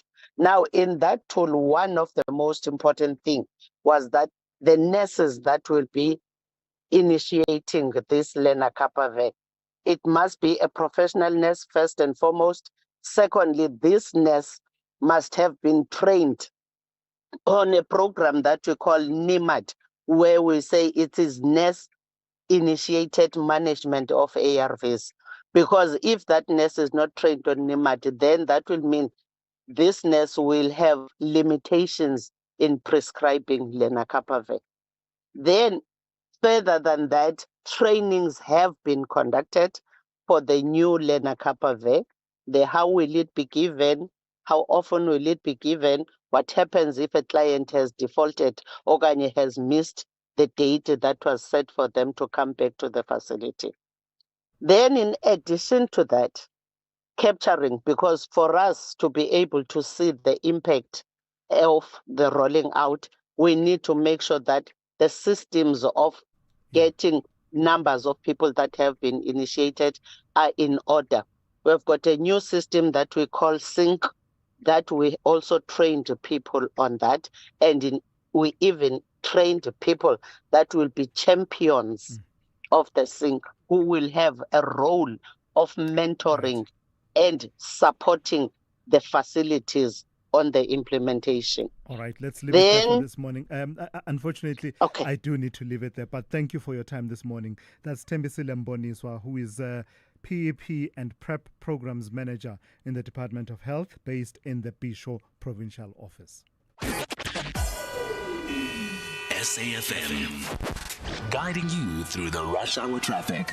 If you're on your way out of Pretoria down to Joburg, we're still dealing with that earlier crash just before New Road. So traffic for this time of hour, very heavy, backlogging to Old Joburg Road, just off the highway. The Old Joburg Road obviously taking a sort of overflow from the N1 delays. Motorists don't want to sit on the N1. They divert to the R101, so that run down through Midrand to Olifantsfontein stays heavy as well. Just want to get an update from Boksburg Benoni side. Still very heavy coming through Pitfontein, Benoni on your way to Boksburg. That's now a crash near Tom Jones Street. So there was one there earlier that cleared, but there's now another one, and there are two separate collisions further out by Atlas Road. So just really bad traffic coming in through that Benoni area this morning. The M2 from Benrose through central Joburg down towards the Crown Interchange looking fairly heavy, and the N1 North with the breakdown before William Mandela, so that's still quite slow as well.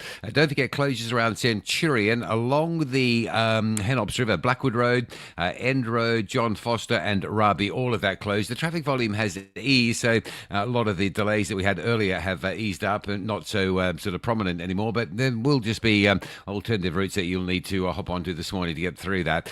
Durban's eased up nicely, looking good. I'm slung it down to Durban on the M4, the Ruth First Highway. That crash at Virginia Airport well out of the way now. Cape Town, still a lot of volume into the city centre, particularly N1 from Parow, N2 from around about Langa, jam-packed down to Mowbray Main Road. And some closures around Cape Town today. Chapman's Peak Drive closed now until 5 p.m. today.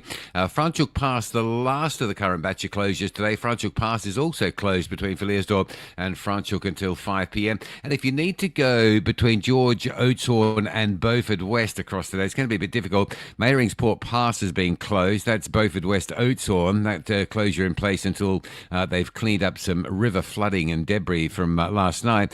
And then a little bit later today, this will be tricky, between George and Oudtshoorn, that section of the N9 that sort of goes between Oudtshoorn Pass and the N9 split. That section of the N12 split, that section of the N9 will be closed for 3 hours for blasting between 2 p.m. and 5 p.m. So a bit tricky along that N12 and N9 corridor with the flooding and that blasting going in later. Rob Byrne, SAFM Traffic. This February, fall in love with friendships that feel like family. Old bonds, new beginnings, and chapters that remind us why love in all its forms matters. The story comes full circle in The Best Man, The Final Chapters. where love, loyalty, and life collide one last time. Because some stories stay with you long after the final scene. The Best Man, the final chapters, weeknights 7 p.m. only on S3. Beloved.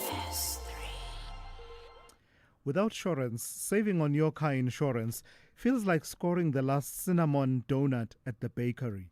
45-year-old Nivan saves an unbelievable 461 Rand a month on his 2025 Volkswagen T-Cross. Get a quote now, and if Outsurance can't save you money, ask for 500 Rand or 1,500 Rand if you've been claim-free and with the same insurer for 3 years. Get savings or cash. SMS out to 30754. That's out to 30754. Outsurance. Licensed insurer and FSP. T's, C's, and information online. Big stories of the day. Hashtag the morning brief. All right, let's end it off with that conversation I promised you with Mary Jane Mphahlele, founder of Mary Jane Mphahlele Incorporated. It is about that recent High Court judgment that has got many people talking and debating. Basically, it's forcing us to rethink what it means to be a parent or a step-parent in modern South Africa, especially in blended families where legal definitions don't always match lived realities. The Western Cape Division of the High Court ruling that a man must continue supporting his stepchild financially after divorce, despite never adopting those stepchildren. The decision hinges on a principle that cuts deeper than biology. If you act as a parent, the law may treat you as one. Mary Jane Mphahlele picks up the conversation for us. Good morning to you. We don't have much time, so I'd like you to just talk to the rationale for this decision. A lot of people have been debating it. So go into it, give us a bit of background and context and why the court reached the decision that it did. Morning to listeners, to your listeners. Thank you for having me. So the High Court ruling is firmly rooted in the best interest of the child principle and as well as its role as the upper guardian for minor children. On the facts, the court found that the stepfather contributed materially to the children's upkeep, including accommodation and cellular expenses. And the father integrated, together with the mother, the stepfather, integrated the children into a shared family unit and expressly represented through his own communication, which the Supreme Court of Appeal judgment cites that he relayed a message to say that as our kids go, we have always tried to give them the best. So this message in itself, including other facts, were interpreted as a clear assumption of parental role and not merely benevolence. I just hope that I'm getting to the legal basis of the judgment, given that you do not have much time. Yes. And apologies if it's fine. You're doing fine, Mary Jane. Don't worry about it. Thank you. Yeah. So, I mean, people have been shocked by the figures involved, right? 40,000 Rand monthly maintenance for the two stepchildren, medical cover, medical aid, 35,000 Rand rental, and 1 million Rand in legal fees. I suppose there's a different reality for, their station in life. But at the heart of it, is it, Mary Jane, that it's about the principle of duties of support? Absolutely, absolutely. Explain that a bit more for us. So, okay. What changes when a duty of support has been established, but, the mother and a stepfather decide to go their separate ways? In terms of the Maintenance Code, the Maintenance Act, you see that the definition of a parent is defined, just to paraphrase, as any biological or adoptive parent responsible for the child's maintenance regardless of marital status, cohabitation, or divorce. But now, in this matter, what makes it different is that we are dealing with a situation where a stepfather is being ordered in terms of an interim order to maintain the children who are not biologically his and he has not adopted, despite the mother and the biological father being able to provide for them. But the court had to consider the fact of this particular case to say that having provided for these children during the subsistence of the marriage and, having integrated them into a family unit, having made a representation to say that they will continue to give them, or rather give them the best education. They have, given all these facts, assumed a parental role. So, lastly, what's the big takeaway from this judgment? People, because we say families in this country come in different shapes and forms. Blended families are a common reality. What's the big message? What's the big takeaway? The big takeaway is basically that parents, whether adopted parents or step parents, they must be cognizant of the legal position as it is. But even important is to note that this is not a final order. Although the court has made this decision based on the fact of the interim Rule 43 application, the court can at a later stage decide differently when it comes to maintenance post the divorce. However, the families that existing within a unit of mixed, do we call it mixed or blended families? There must be cognizance of the fact that parental responsibilities do not just come from DNA or biological parents. All right, let's leave it there for this morning. Thank you for your time as always and for your insights. Mary Jane Mphahlele, founder of Mary Jane Mphahlele Incorporated. We're completely out of time. Let's go to Ann Musa, who's got the latest news. I'm Thulasizwe Simelane. You've been briefed.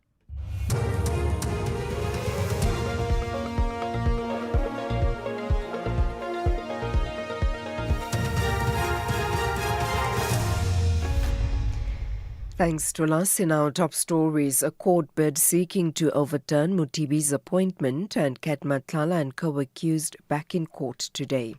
Good morning. The High Court in Pretoria will today hear an urgent application from law firm